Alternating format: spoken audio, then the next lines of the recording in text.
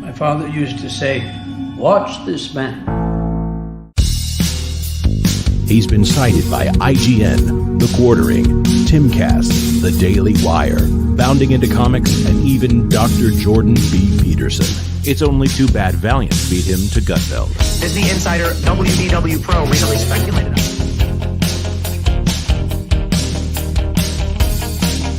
Time and time again, he's broken big entertainment news live on the air. I've been following WDW Pro and his track record for years. If you want to find out what's on the horizon for theme parks, Pro is where you go. There he goes again. Honey Badger gonna do what Honey Badger gonna do. Scooping and scooping and scooping.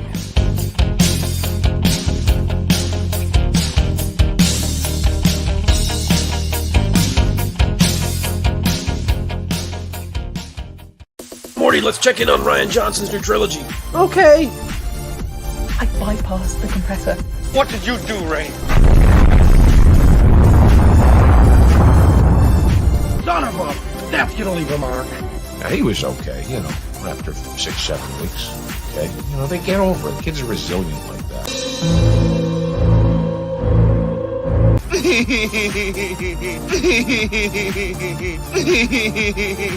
Yeah. I hate it.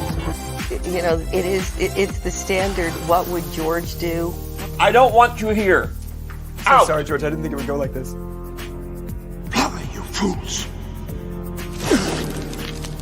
I've fallen, and I can't get up. Weird. Stay away from liquor, kids. I have always liked Cowabunga. Cowabunga! Now that's more like it, Mr. Wayne.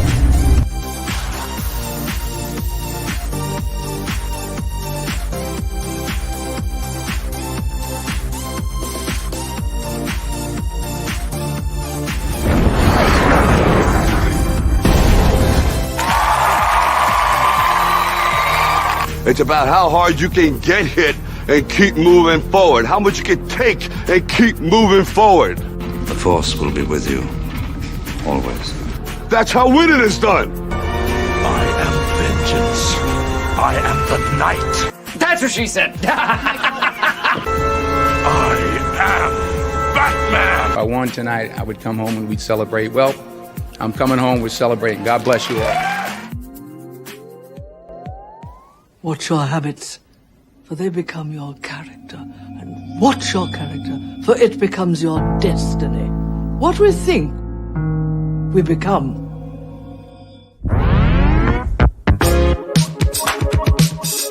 Ladies and gentlemen, boys and girls, in just 2 minutes, the lighting at the Magic Kingdom will dim for the performance of the Pro Show. We hope you enjoy and have a magical, truthful time.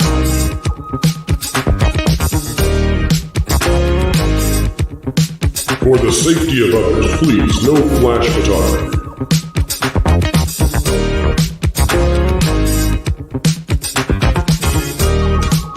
And welcome to Provision 3D. Alright everyone, put on your opera glasses. Oh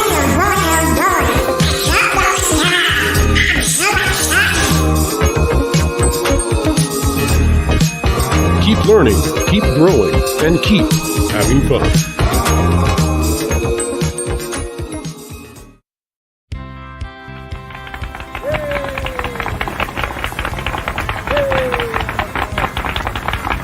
To all who come to this happy place, welcome.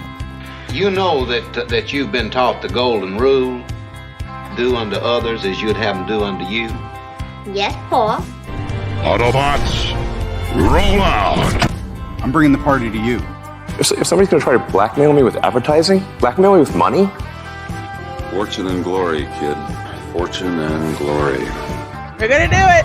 Leroy Dragon! All right, it's time to go to school, son. Come on, get your hands up, man. Are you okay? They'll never take of freedom!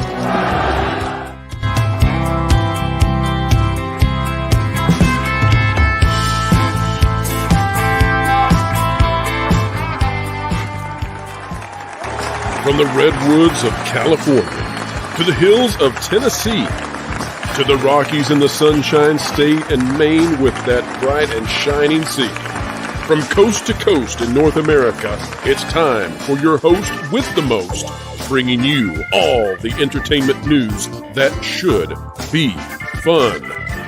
Ladies and gentlemen, boys and girls, it's time for the show that explains entertainment and gives journalists the next day's headlines. It's the Pro Show Live! All right, folks, howdy, how are you? Happy to have everybody out there with us right now, more than 500 of you, as we get ready to talk about an exclusive scoop. And Master of the TDS is the man who's uncovered it, but we have tons of things to talk about. We are anticipating that more panelists will be joining us, and as many of you have been joking about out there, saying, well, sometimes some of our panelists tend to be late. Well, that is true, but they are also tending to be great. We also want to thank Valiant Renegade, who I think has been streaming now for 72 hours straight, something like that, waking up early. And no, I kid, folks. But he's been streaming for quite a while. The Oracle of Entertainment, continuing to bring you all of the coverage of the Disney stock. And we will continue to do so as well, explaining entertainment, keeping you ahead of the culture curve. That is the job we have today. And let me introduce our fantastic beginning panelists as we get ready to dive straight in, including, by the way, the headline of the night. It appears there is a coordinated effort to take down Nerdrotic, and it may be just the beginning. We've also seen the same sort of thing towards Critical Drinker, and we need to make sure that this is a stinker when it comes to a new strategy of taking down some of your favorite online personalities. All right, favorite personalities that we have on the panel right now. We've got Master of the TDS. How are you, sir? I'm doing well. How are you? Fantabulous. We've got Ron Bradley, who is here to give us an exclusive story on the official playlist of the Disney parks that might give us some idea of why Disney is down the drain. Ron, how are you doing? Well, you'd be better if you were unmuted, Ron. I'll tell you that right now. Look at you. Folks, that's a beautiful smile, though. He was just showing off those. There we go. Wide. Sorry about that. Yes. No, I'm doing very well. Busy day as well. Also streaming all of this news coming up. This kind of dud news coming out of the Disney parks, I guess we would say. But boy, here we are. Indeedly doodly. And Lauren, you are here. And in particular, you're here because we have I was not anticipating this show having the story. And then it happened. And I said, well, there's no way we can't cover this now this evening. There's a new Gina Carano interview, and it has people talking majorly. And we are going to touch upon it. Lauren, before we do, how are you, sir? Doing good. How's everybody else?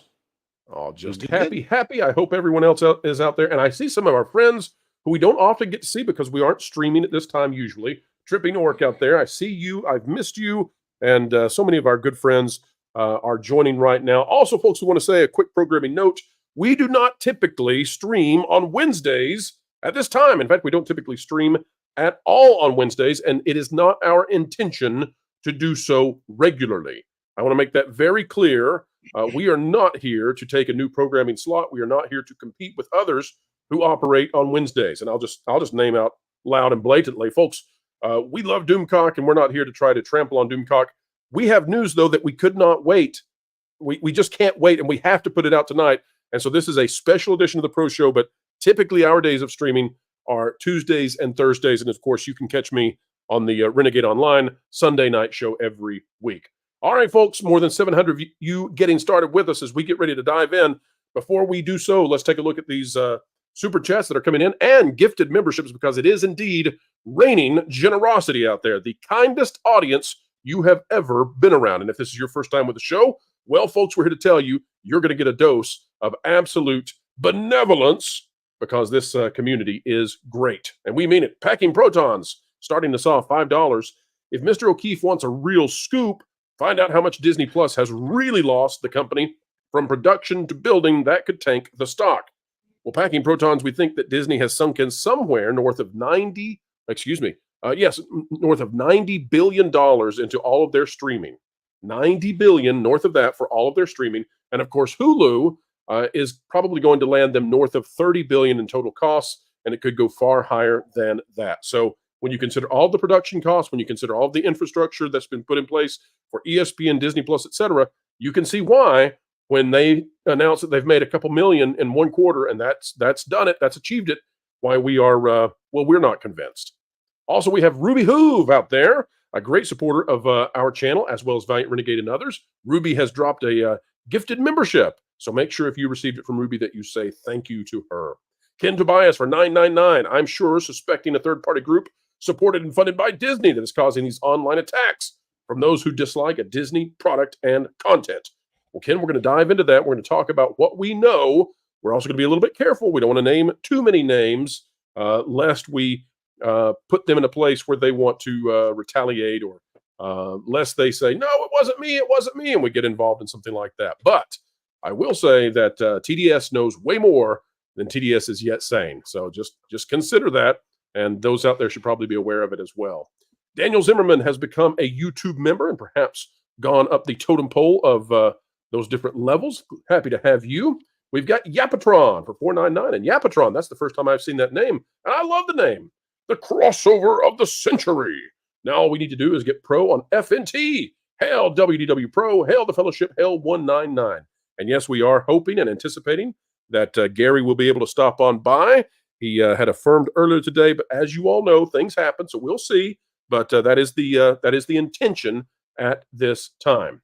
We also have Tim Hayes, who is a member for 2 months, says, hail all. Well, hail to you, Tim Hayes. Happy to have you here. And that's hail as an H-A-I-L. We don't wish anything else upon our members. We only want the best for you. Scott Westbrook, here it goes, folks. Here's the beginning of some great generosity. Scott Westbrook with 5 WDW Pro memberships. Then Butterbumps with 10. And guess what? We've got Tripping Orc with 5. And you know it. Let's show it. Tender Warrior with an amazing 10 additional gifted memberships. Folks, that's the calling of a celebration, so let's get started the right way. If somebody's going to try to blackmail me with advertising, blackmail me with money, go f yourself. But go f yourself.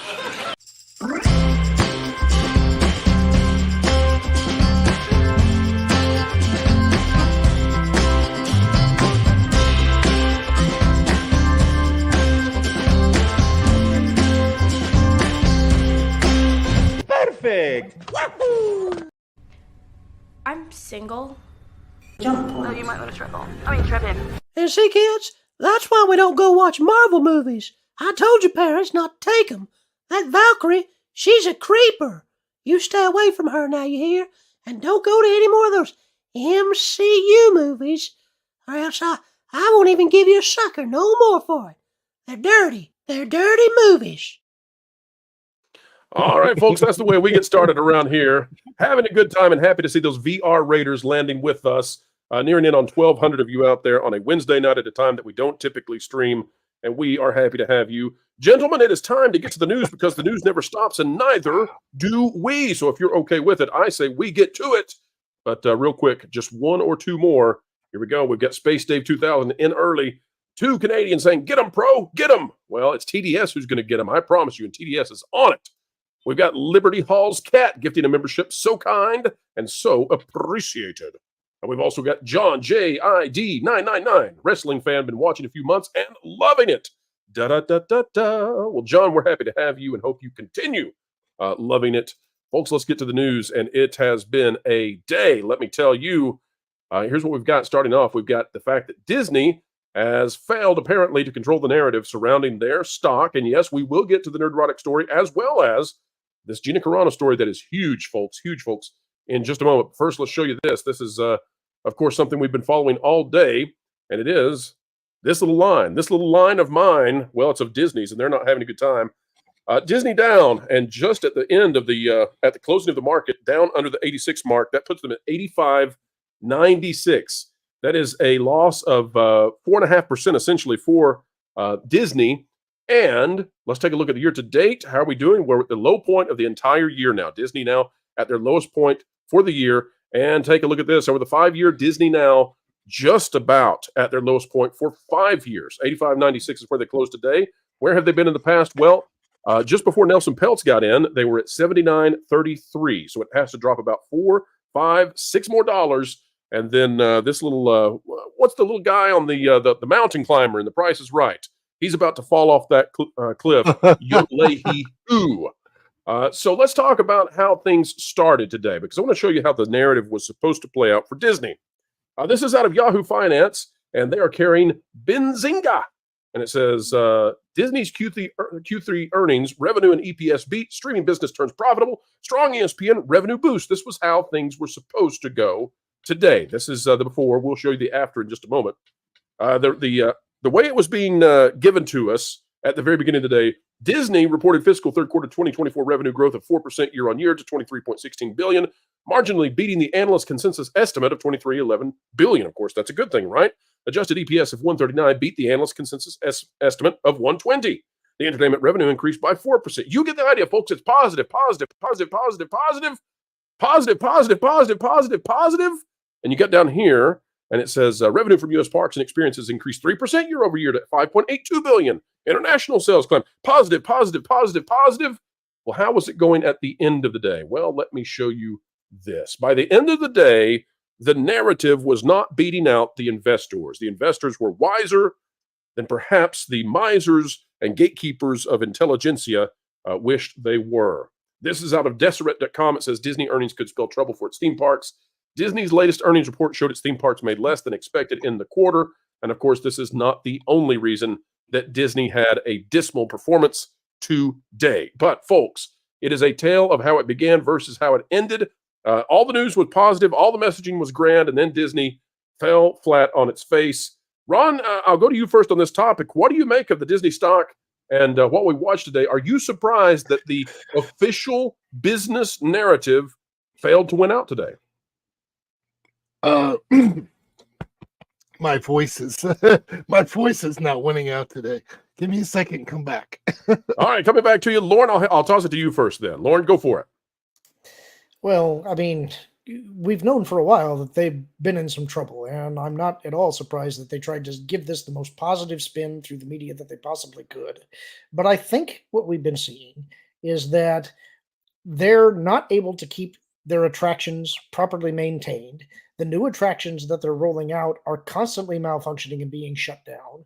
The sense that I get is that there's been a lot of brain drain at Disney through all of their various properties, but it's affecting their parks now. They've had the people that were able to keep these things running and rolled out. They've been headhunted, most likely by Universal.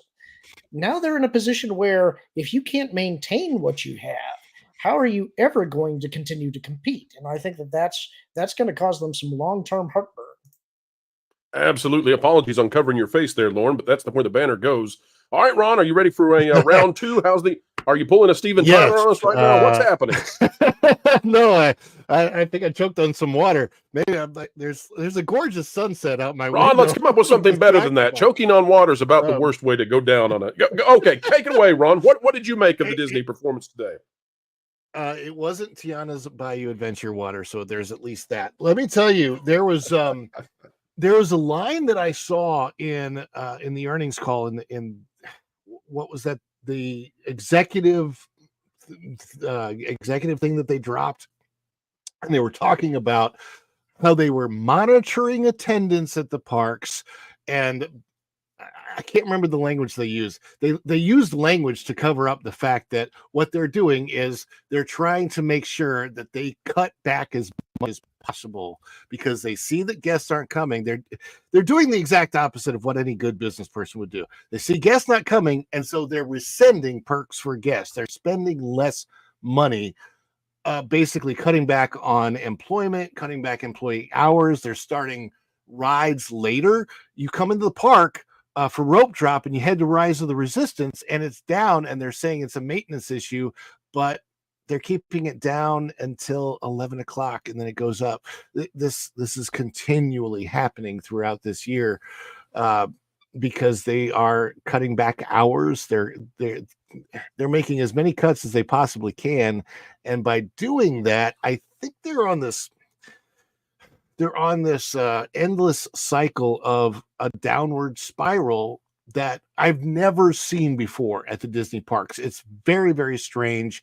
You would, in the past, when they've wanted to course correct that kind of a problem, they would give people more perks, not less. Now they're rescinding the perks and they're charging more for everything that they can. They're charging for the upcharge for the multi-pass lightning lanes. They're charging for the individual lightning lanes. They're charging more to get to Disney in the first place by not having a Magical Express.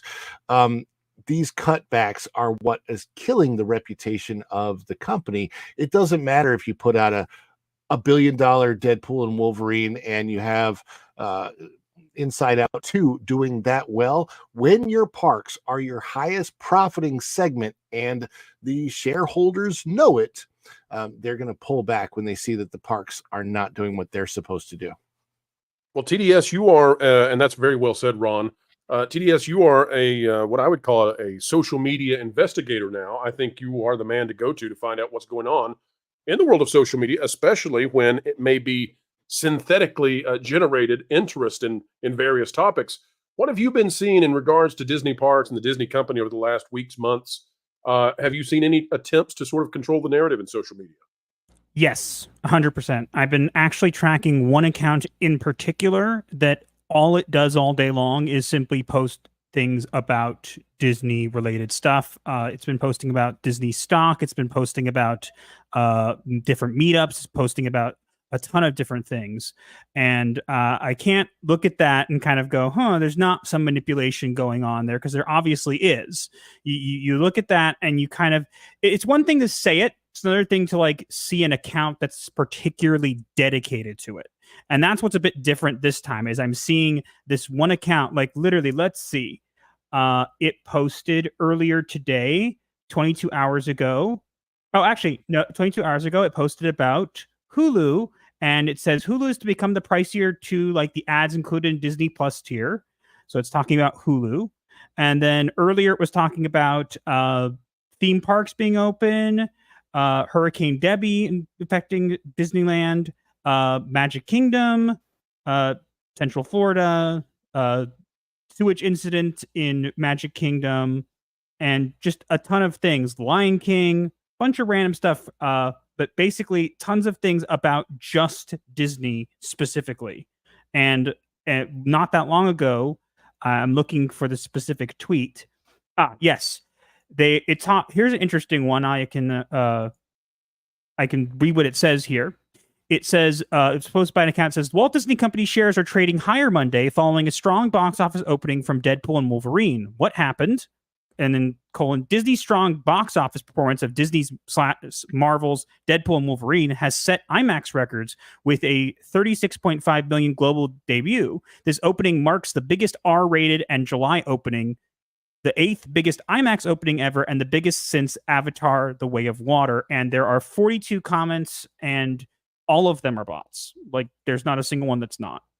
So very, very fascinating. It seems as if someone out there, and we're not suggesting that it's Disney, but somebody out there is working very hard, very often to control the narrative surrounding some of these entertainment corporations. And now apparently there may be efforts to take down some of your favorite online personalities. We'll get to that in just a moment.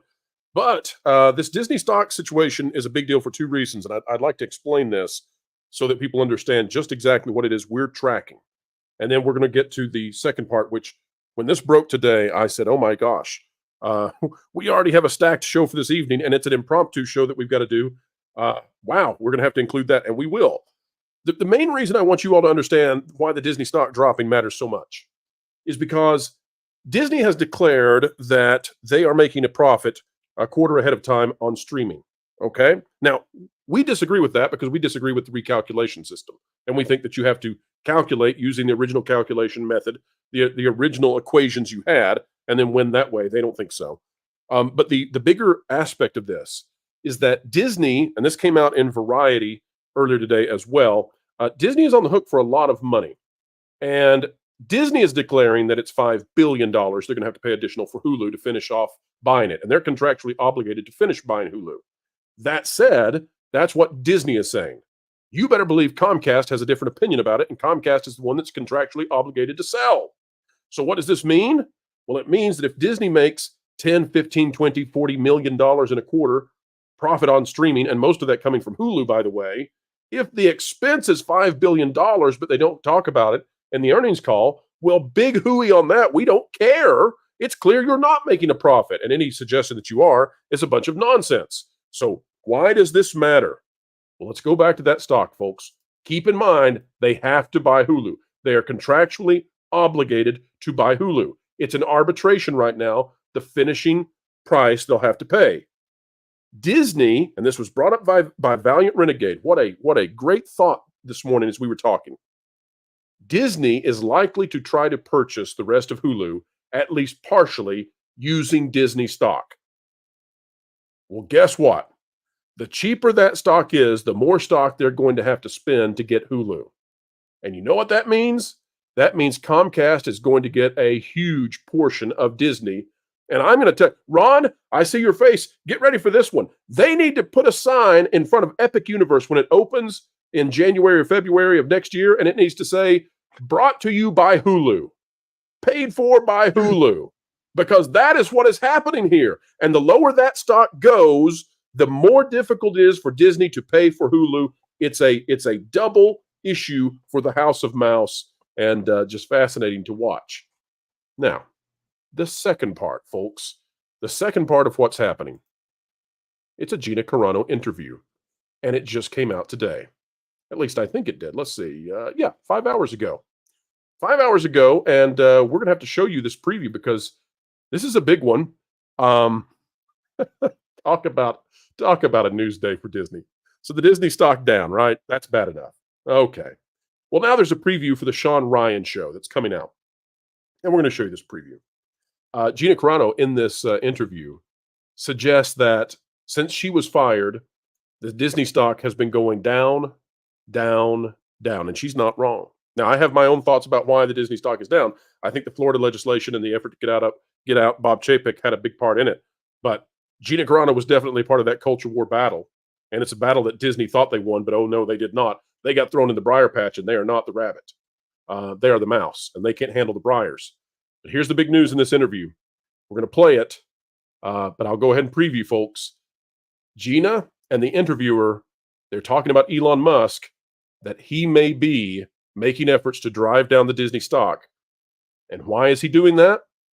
Well, according to the interview, Elon Musk may have big plans for what he would do with said Disney stock if he gets the chance. Let's watch right now. If somebody's going to try to blackmail me with advertising, blackmail me with money, go yourself. But go yourself. Is that clear? I hope it is. Hey, Bob.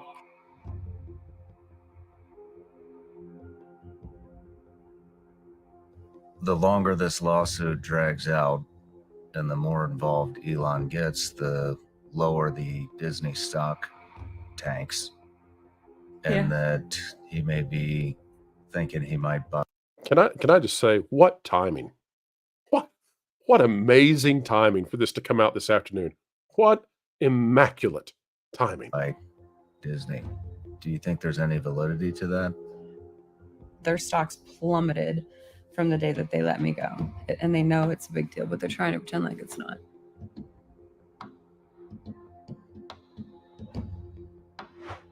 We'll both make our cases, right?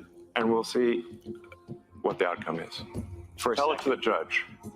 But the judge is going to be... The judge is the public. You tried Harvey Weinstein, you defended him, and you're talking about beep bop boop right now? All right, we'll pause there. But this is a big story, folks.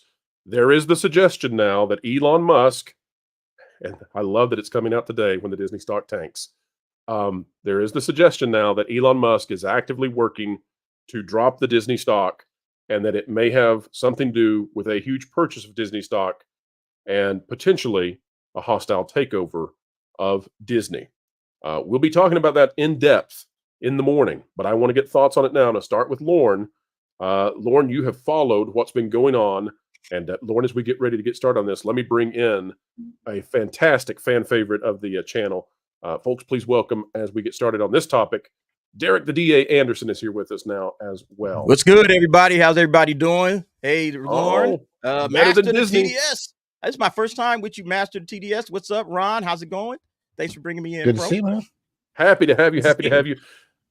Derek, we're talking about the new, within the last 5 hours, Gina Carano interview, where it is now suggested that Elon Musk is actively tanking the Disney stock or making efforts to do so. And the ultimate decision that might happen is that he could get in a big way, potentially even a hostile takeover. Lauren, you've been watching the Gina Carano situation closely. You've watched what's happened with the stock today. Your thoughts on this preview of what could be a huge conversation coming up? Well, I agree with you on the timing, and I think that that's absolutely deliberate. I have no doubt that this was timed to coincide with the earnings call this morning, and I think it's brilliant for that. I think that so far, everything appears to be going Gina's way and that the case is going to continue on.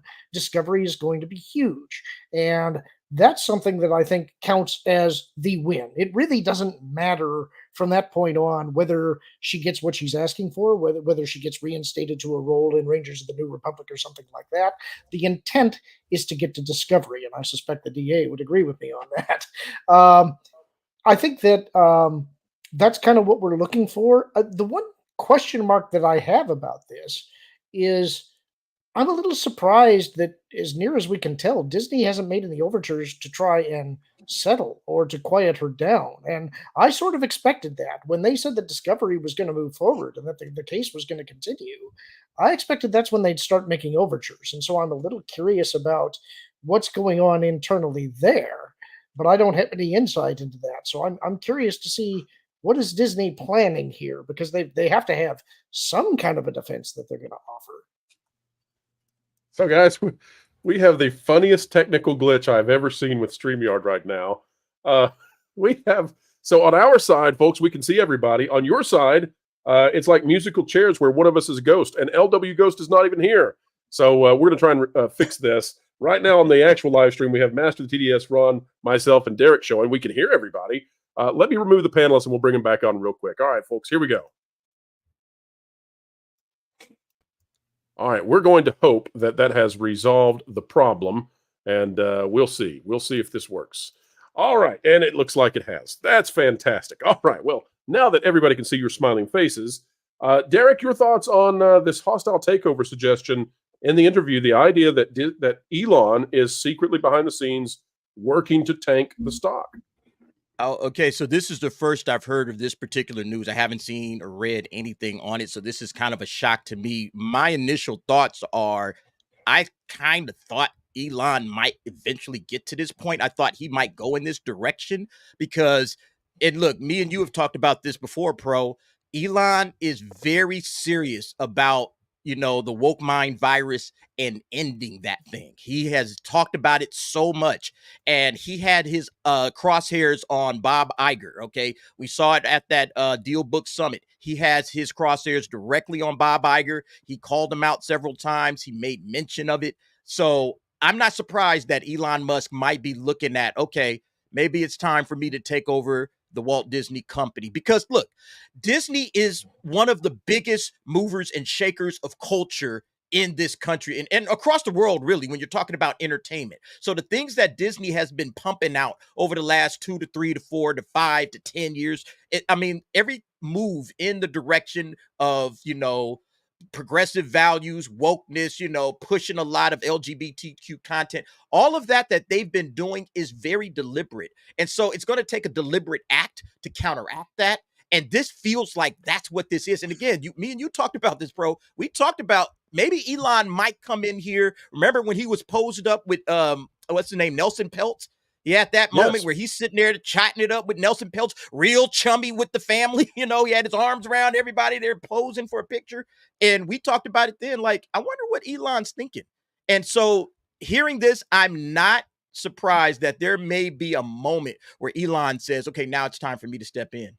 Well, Derek, let's play it one more time. Not the entire thing we played before, but just briefly so you can hear exactly. And we have so many people who are joining us right now that they may have missed out. We'll play this again. Fascinating to me that this has released on the same day that the Disney stock is down so significantly. And the more involved Elon gets, the lower the Disney stock tanks. And that he may be thinking he might buy Disney. Do you think there's any validity to that? Their stocks plummeted from the day that they let me go. And they know it's a big deal, but they're trying to pretend like it's not. Again, he specifically asked Gina, specifically asks, do you think Elon Musk is trying to tank the Disney stock so that he can buy it? And Gina, whose lawsuit is being funded by Elon Musk, does not deny that. She simply says that since they let her go, that the stock has been plummeting and they're trying not to acknowledge it. This is a huge interview and I'm looking forward to it. Other panelists, anybody who wants to hop in, please do. I'd love to hear your thoughts on this particular situation today. It was a big deal to me at the time when the timing of them letting Gina go, especially after 2 incredibly successful seasons of The Mandalorian, which had a lot to do with her. If you remember, it's not The Mandalorian. You don't see a lot of Pedro Pascal's face. You saw everything of Gina Carano's face and body and her stature, and there wasn't any other woman like her or character like her on the screen at the time. An actual truly strong, powerful woman who came across and did everything that she was supposed to do in her character of Cara Dune on the screen. And it seemed like suddenly they cut her off for no good reason. Anybody that had any common sense whatsoever knew that the tweet, whatever she was putting out, it wasn't insulting anybody. It was just some common sense way of saying, hey, just think about things that you're seeing going on in the world and make your own decisions about that, right? That's kind of the direction she was going. And it was so weird. I will tell you personally, at the time, that's when I said, Star Wars, done for me. I don't care what they put out. I'm just not going to support it anymore. So I'd like to add there, if you don't mind me breaking in, which is that I don't know if you guys remember, but before the first season of The Mandalorian aired, it had been announced that Gina was going to be in this show.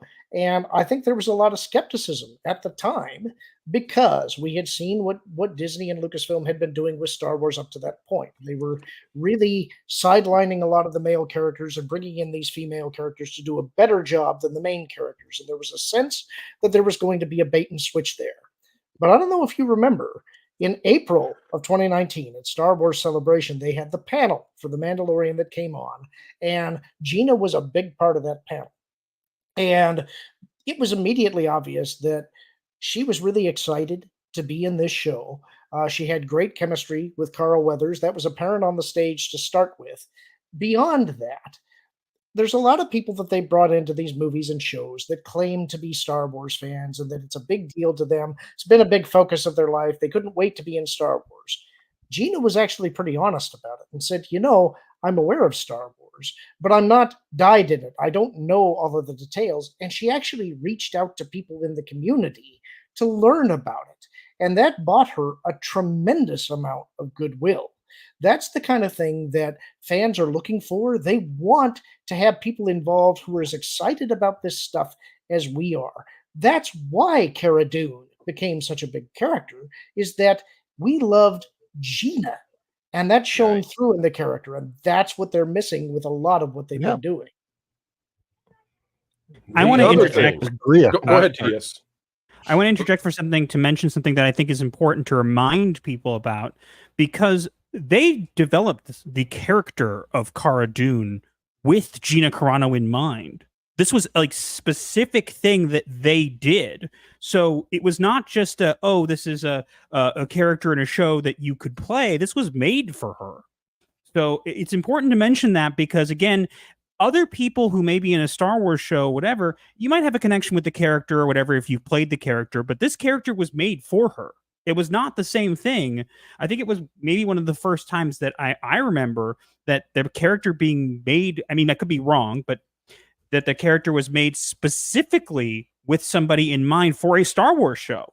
So it gave her more of a personal connection to it. And you could even see that even to this day, even though they're not allowing her to play the character anymore. But let's talk about the original plan.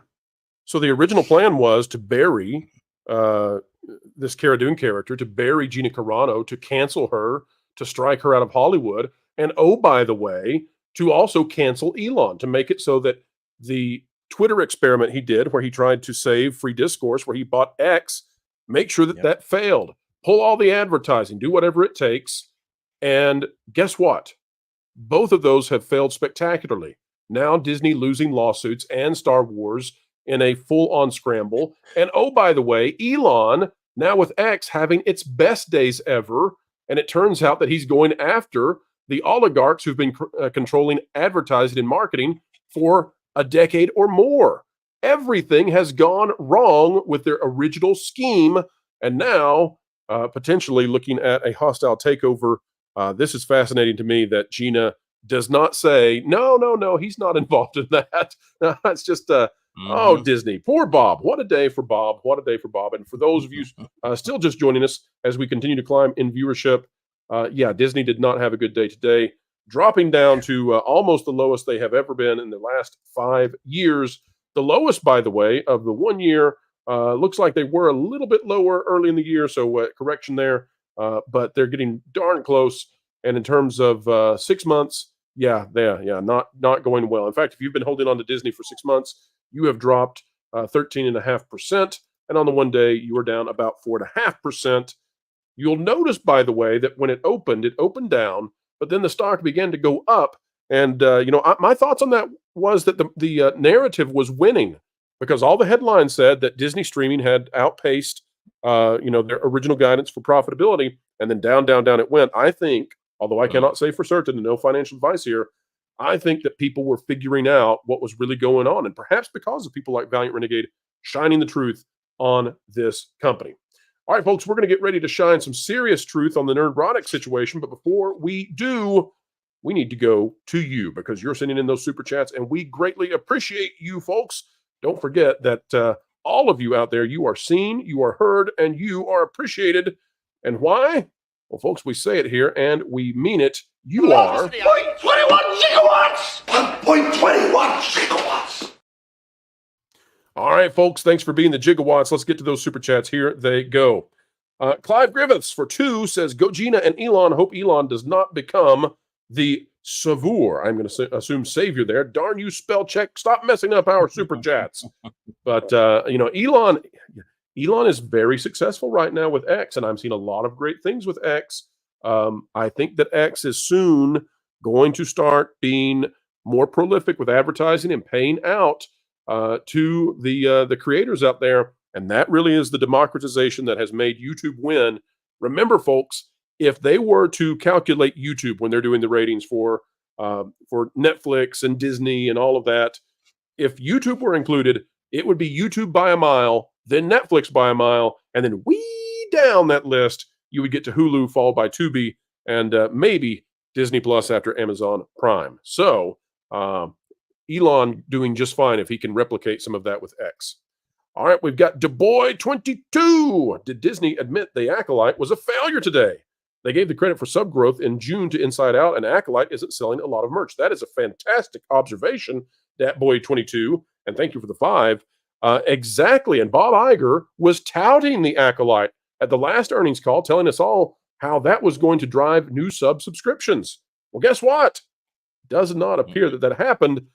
Silence, total silence on everything The Acolyte. To be fair, if the rumors are true, he had to watch each of those episodes 5 times. He's probably lost some processing power. That's why, Lauren, you're the only one continuing to have your full processing powers, because the rest of us got stuck watching The Acolyte. I don't know, TDS, did you watch The Acolyte? I didn't watch the entire thing. I watched parts of it, but from what I saw was more than enough. I think that's how many feel who tried to watch it. I Stuttering watched Guitarist. none of it. Ron, I thought you watched some of it.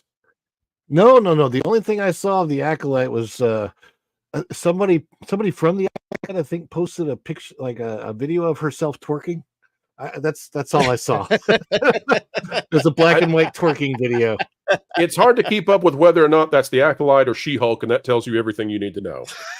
All right, Stuttering Guitarist, and we are we are a huge fan of Stuttering Guitarist, and Stuttering Guitarist has been collaborating with us on those radio stations we've been releasing and getting ready to release more, folks. Vacation Radio out now, but a new rock radio station coming to YouTube later this year from the good folks here behind the scenes at the Pro Channel.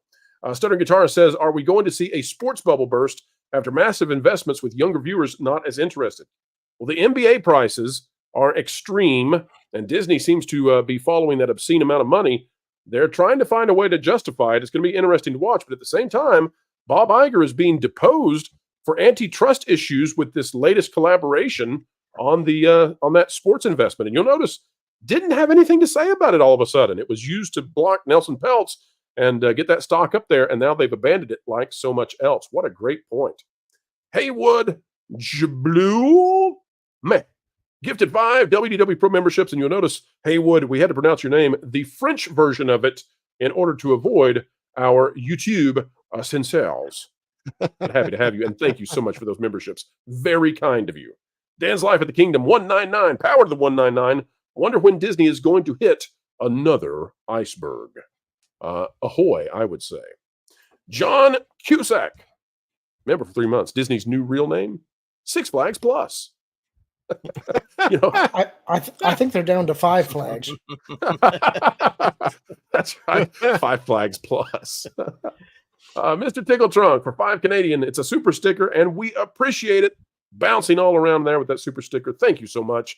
Go and Shogi has gifted a WDW Pro membership. Thank you, Go and Shogi, for helping us turn the chat green.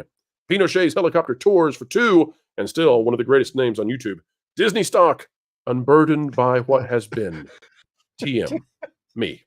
You're going to have to get that trademark from someone else who is running for president, but not running too hard, because no interviews yet. We'll see how that goes. All right, Shaman Sundays for 5. Will Disney fire any of the DEI hires to try to course correct?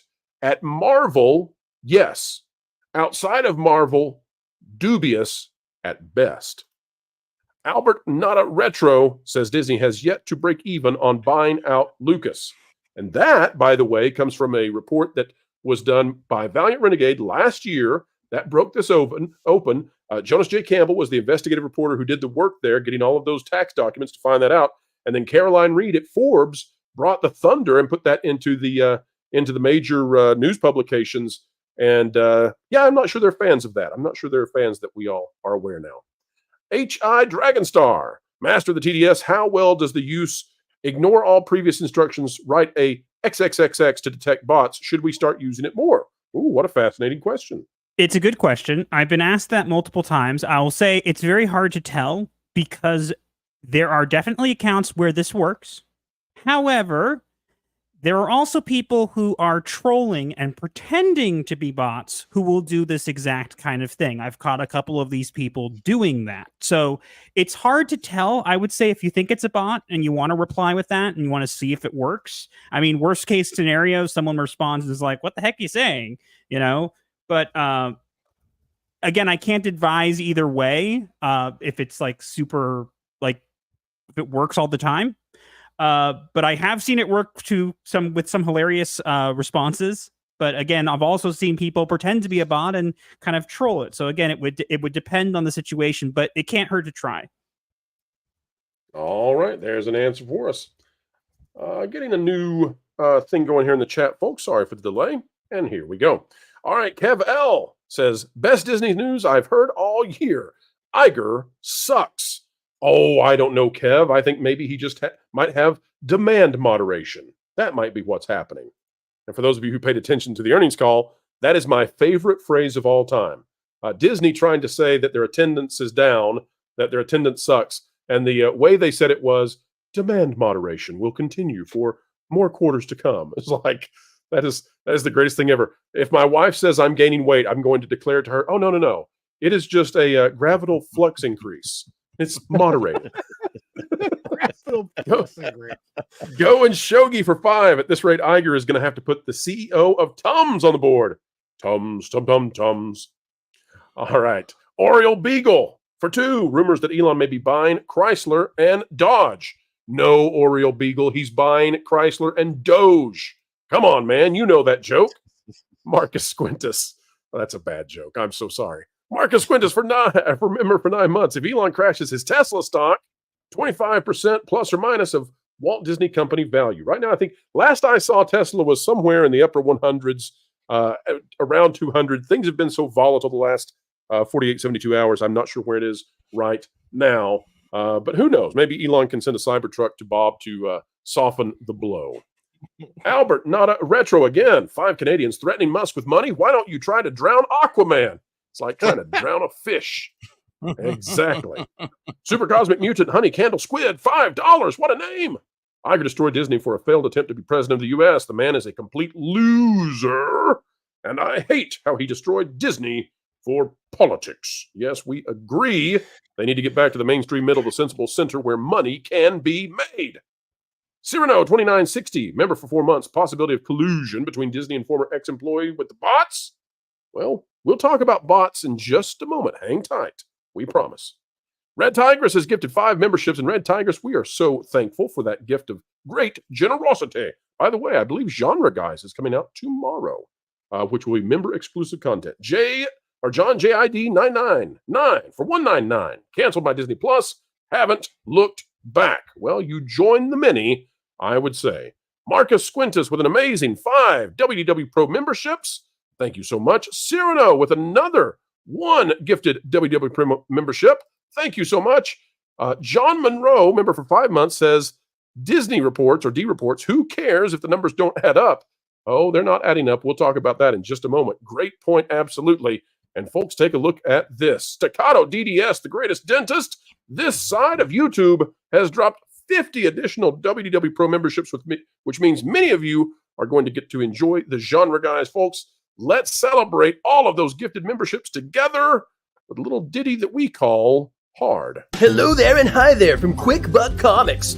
We've been watching as companies like Disney, Warner Brothers, and Universal all universally suck.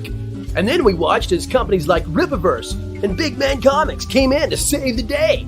That's when we realized we could make crappy comics and do it the cheap way by not doing the hard work that Rippaverse and Big Man Comics were doing.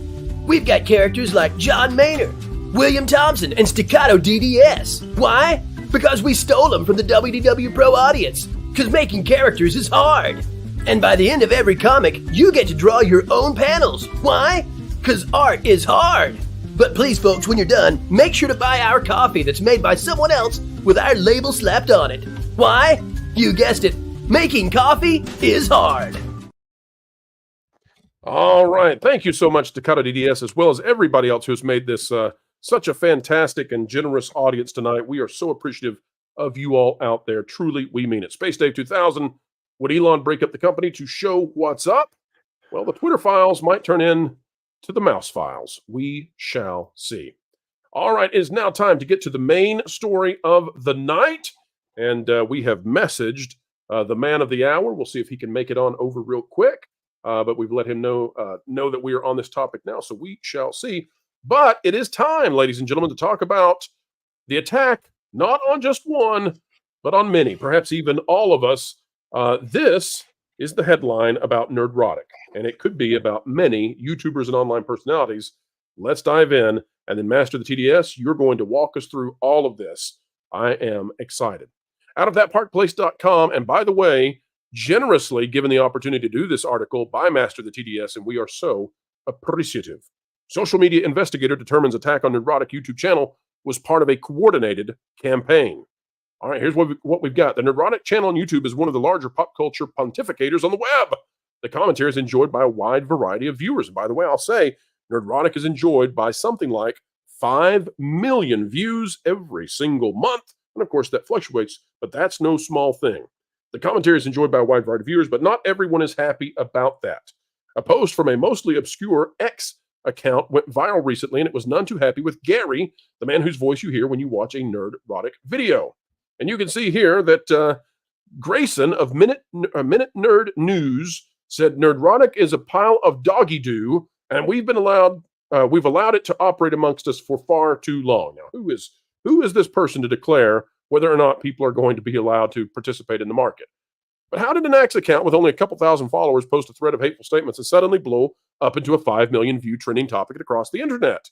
Well, it turns out that a social media analyst and investigator, who is here, by the way, Master of the TDS, has determined it might not have been just by chance.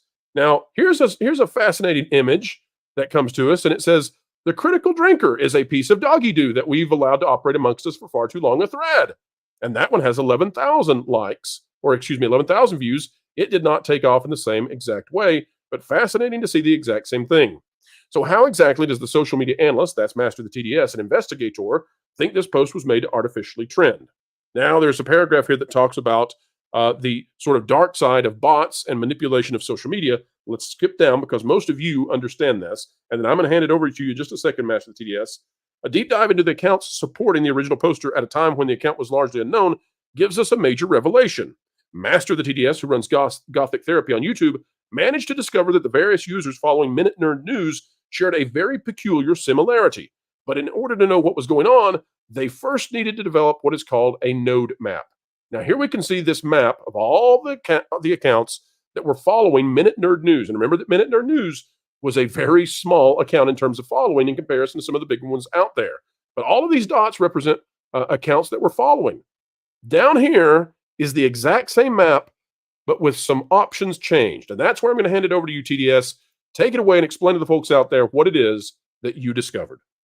Well, first I want to give a shout out to A Price of Reason, because without him messaging me about this, I would not have even decided to look into this. I had seen the thread and kind of just like, another hater, going after YouTubers. So it's a day that ends in Y.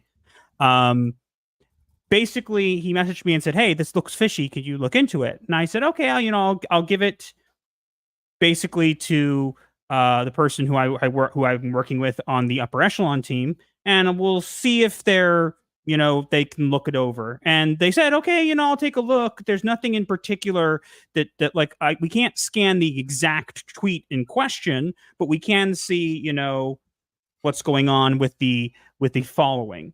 And with that in mind, basically we did it. And then he said to me, "It looks normal, no problems.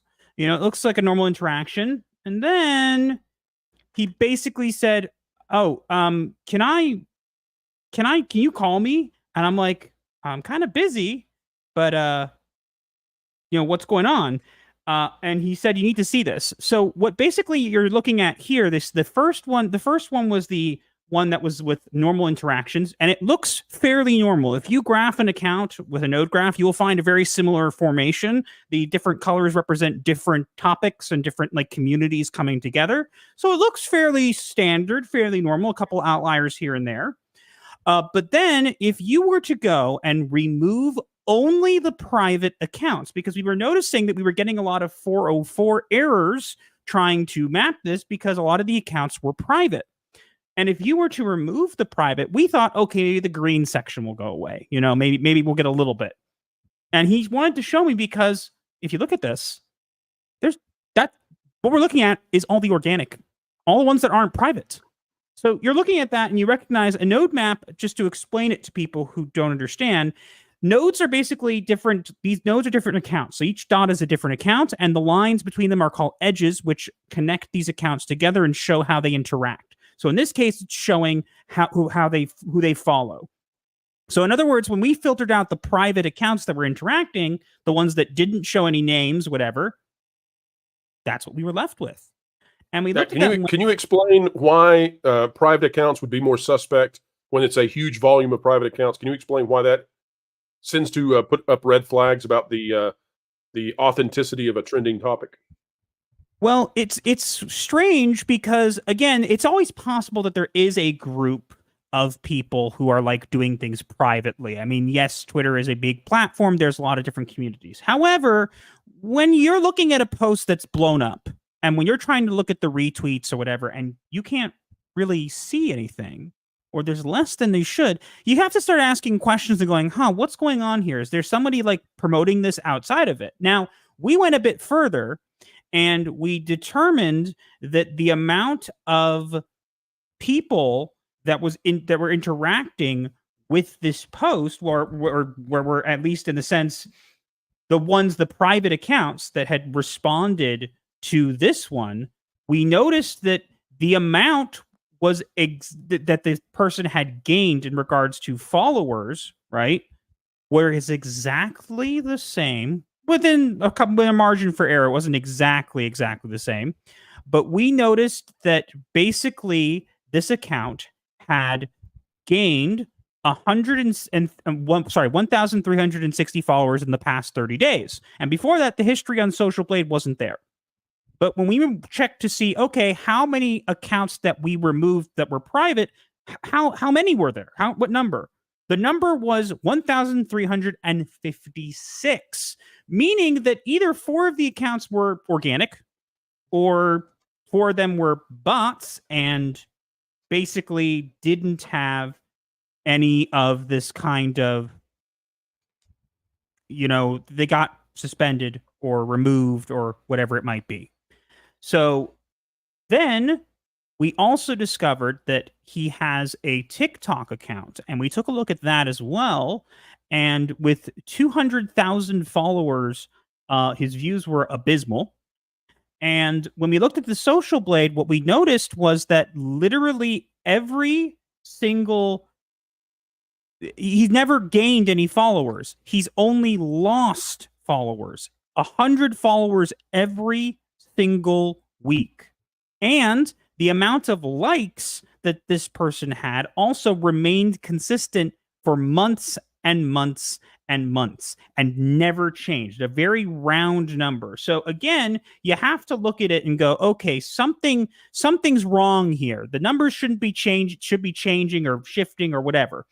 And when you look at that information and then you look back at the Twitter account, you kind of go, okay, so there's this account that's getting that has a ton of following and getting no views and no interactions and losing followers and not gaining any. And then we see this account that, again, popped up out of nowhere, gained a bunch of attention and stuff.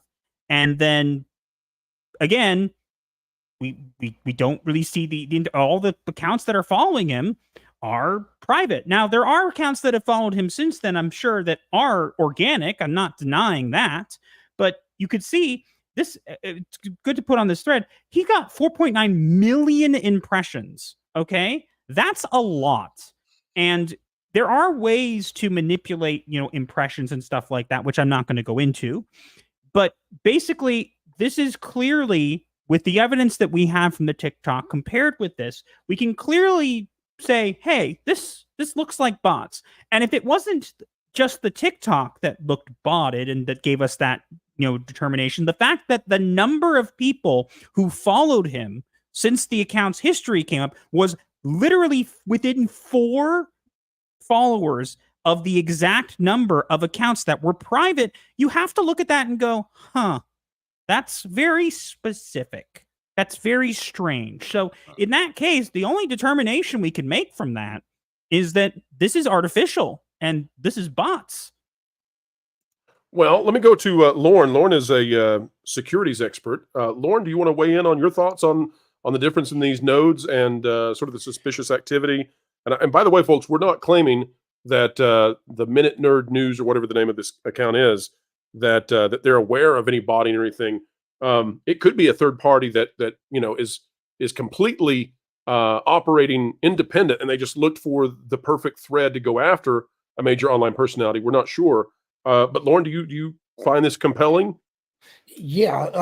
The one thing I would say, though, is that I want to be careful about saying that I'm a securities guy. I'm not talking about financial instruments. My actual field is cybersecurity, and I'm a cybersecurity analyst. So I was going to tell people that you were Rambo and you were actually like a military tactician. Yeah, it's always tricky to draw conclusions, but it's sort of like when you start seeing patterns, and especially when I think the thing that would be compelling to me is that you have a continuing rate of decay that seems consistent when it comes to the subscriber loss, and when you have the overlapping numbers of the people that are private accounts that matches the number of subscribers that he's gained. That's not organic. Things don't operate in nature in that way. And so that definitely would raise suspicions. Again, it's always dangerous to draw conclusions, but I do think that this is something that you could look at and say, no, this isn't organic at all. Exactly. All right, so let's talk about why then. TDS, what do you think whoever was apparently well, let's hold up on the why. I want to ask something else.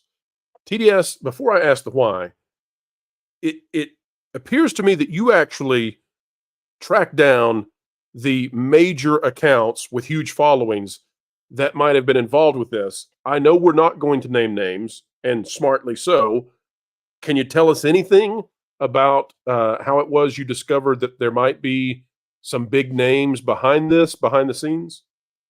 Well, what we can tell you, I can tell you is this: there are definitely some significant accounts that interacted with this account that were big enough that they kind of made you kind of look at it and go, "Huh, why is this random account interacting with this person?" And you can, through the program that we use to get these node graphs, which is called Gephi, we can actually set it to do certain things. So we looked at the different connections between them to see, okay, what are the biggest accounts that are interacting with it? So there are a couple big names that popped up. And because of that, you can kind of look at that and go, okay, do we have definitive evidence to pin it on these accounts? No, we don't. And that's why I'm not naming names, because again, if I'm not certain that this X person is behind it, I'm not going to say it.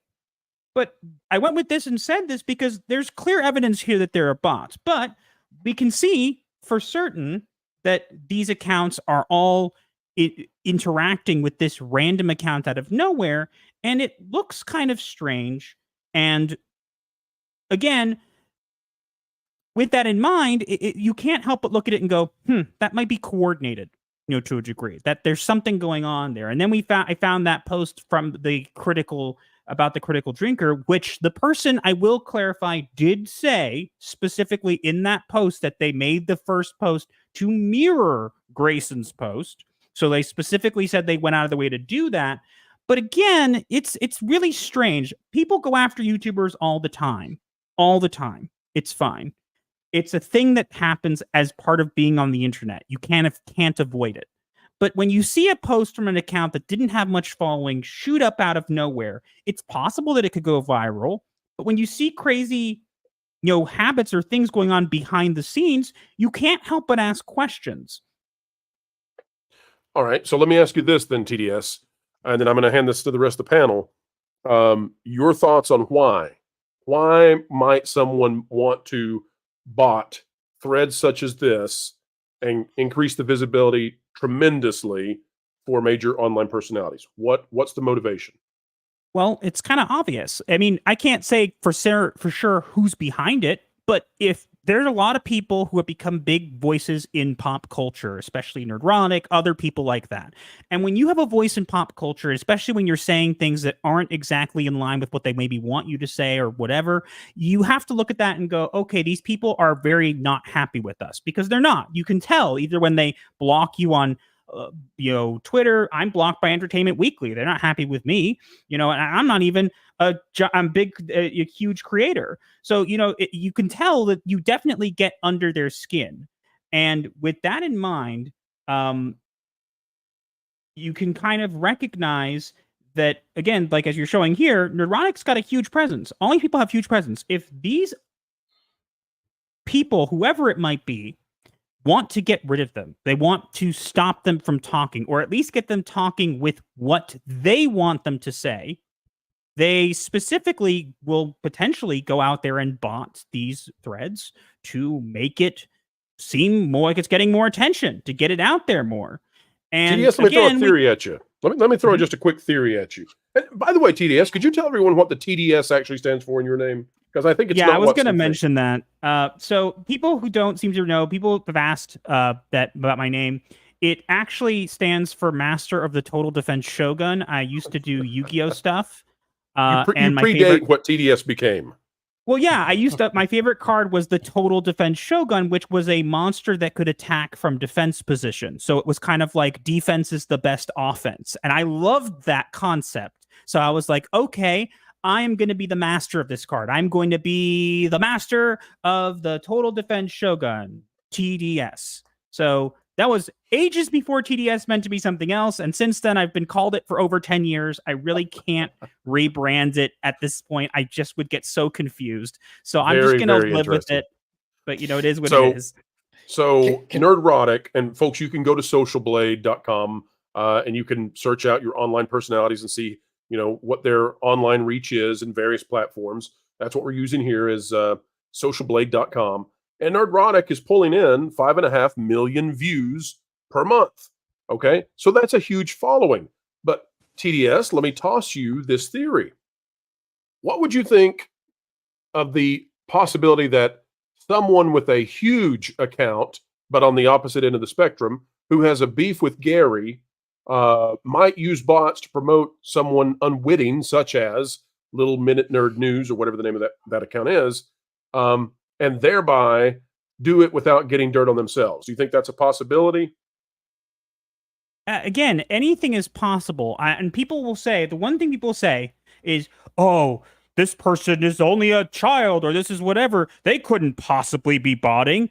Wrong. You're all wrong. And I love watching people do that because you're wrong, because it's not that difficult. I'm not going to tell people how to do it, mind you, but there are third-party services that sell these bot accounts in bulk for cheap. So you don't even have to have that big of a presence or a lot of money to be able to do this. You can do it fairly easily if you know how.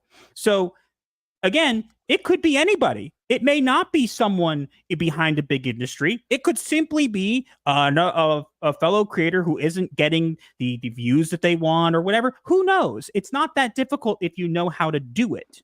But so I have a question on this, looking at this from a cybersecurity perspective, because when you are the subject of an attack, the attacker is trying to obscure the source. That's why you're using multiple accounts in usually multiple disparate locations, because it allows them to hide. It looks like a sandstorm, and you're trying to pick out particular grains of sand. Because of that, it doesn't look like a pattern until you identify some characteristic that they all have in common so that you can spot them, and now you see the pattern. So my next question, based on that node map that you just had, are there other conversations that have gone around surrounding Nerdrotic and Gary and Critical Drinker around the same time that may not be the exact same content, but have similar looking node maps that would indicate this looks like the same pattern, possibly from the same accounts?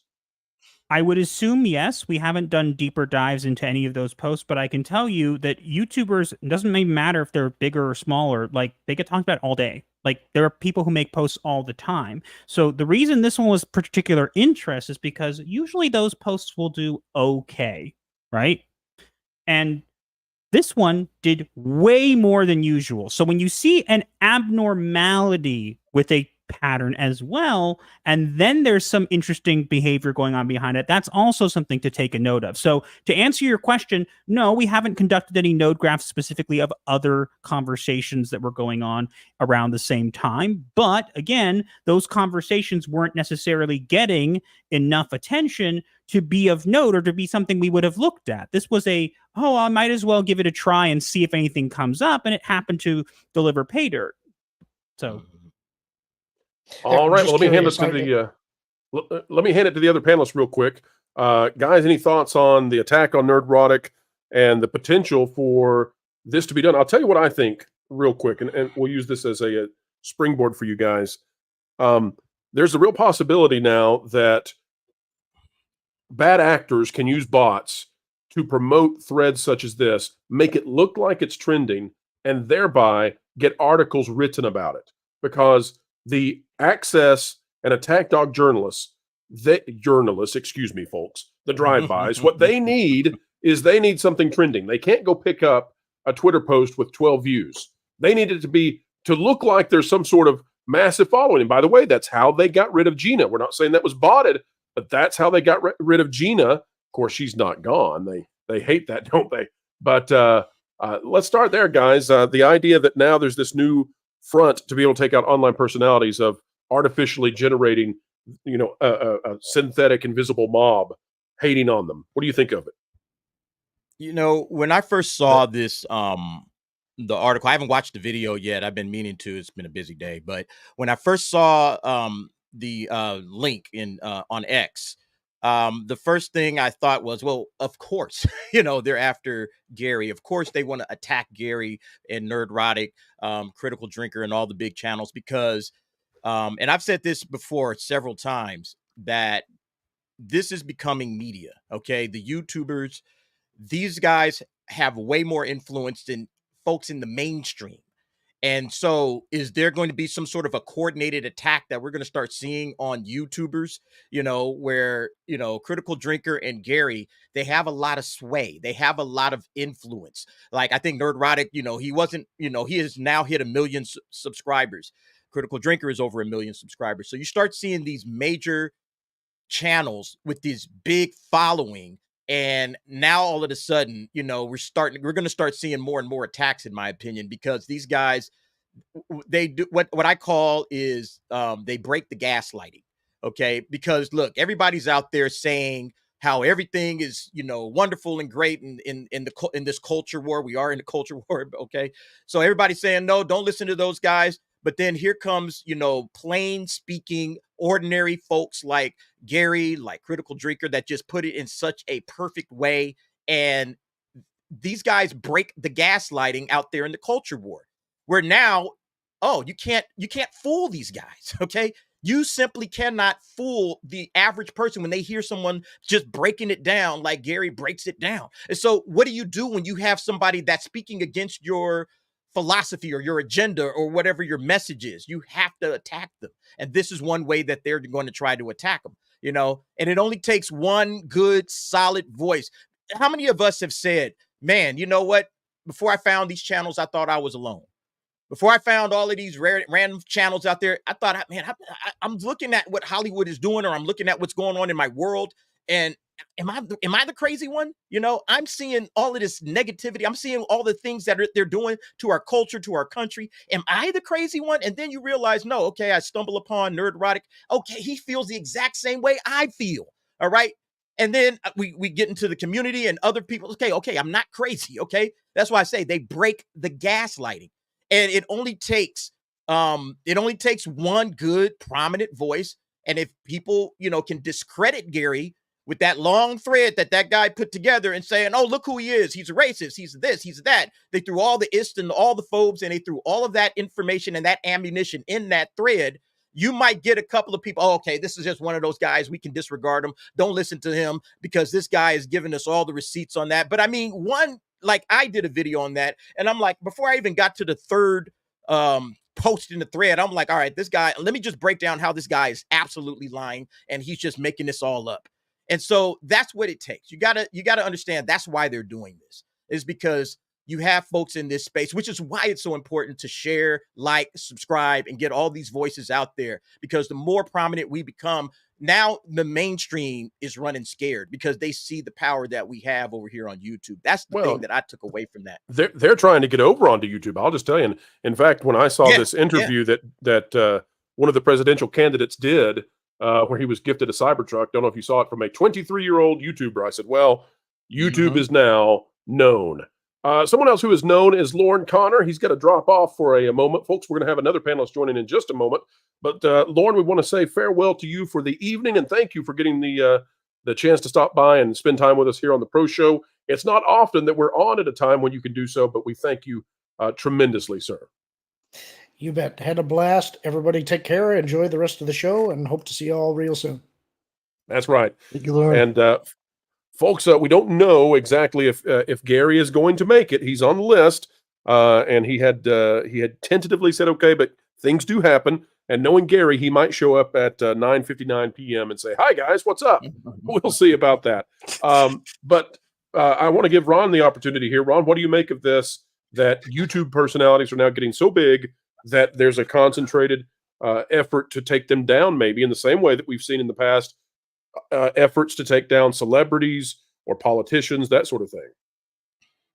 Well, you know, the fact of the matter is, what is the old saying from the Bible? If you know the truth will make you free. Well, the fact of the matter is that regular voices have have YouTube, and I mean, there's other platforms out there, but YouTube is the biggest one where we can get our voices and our thoughts out, and people like Gary, people like Critical Drinker become huge because they resonate with, I think, average people. The people that what was it that Bob Iger said in the earnings call today? The how did he put it? Those who are not what did he say about not making enough money? There was something specific. It was some insult that Lorena had pointed out that was in the earnings call.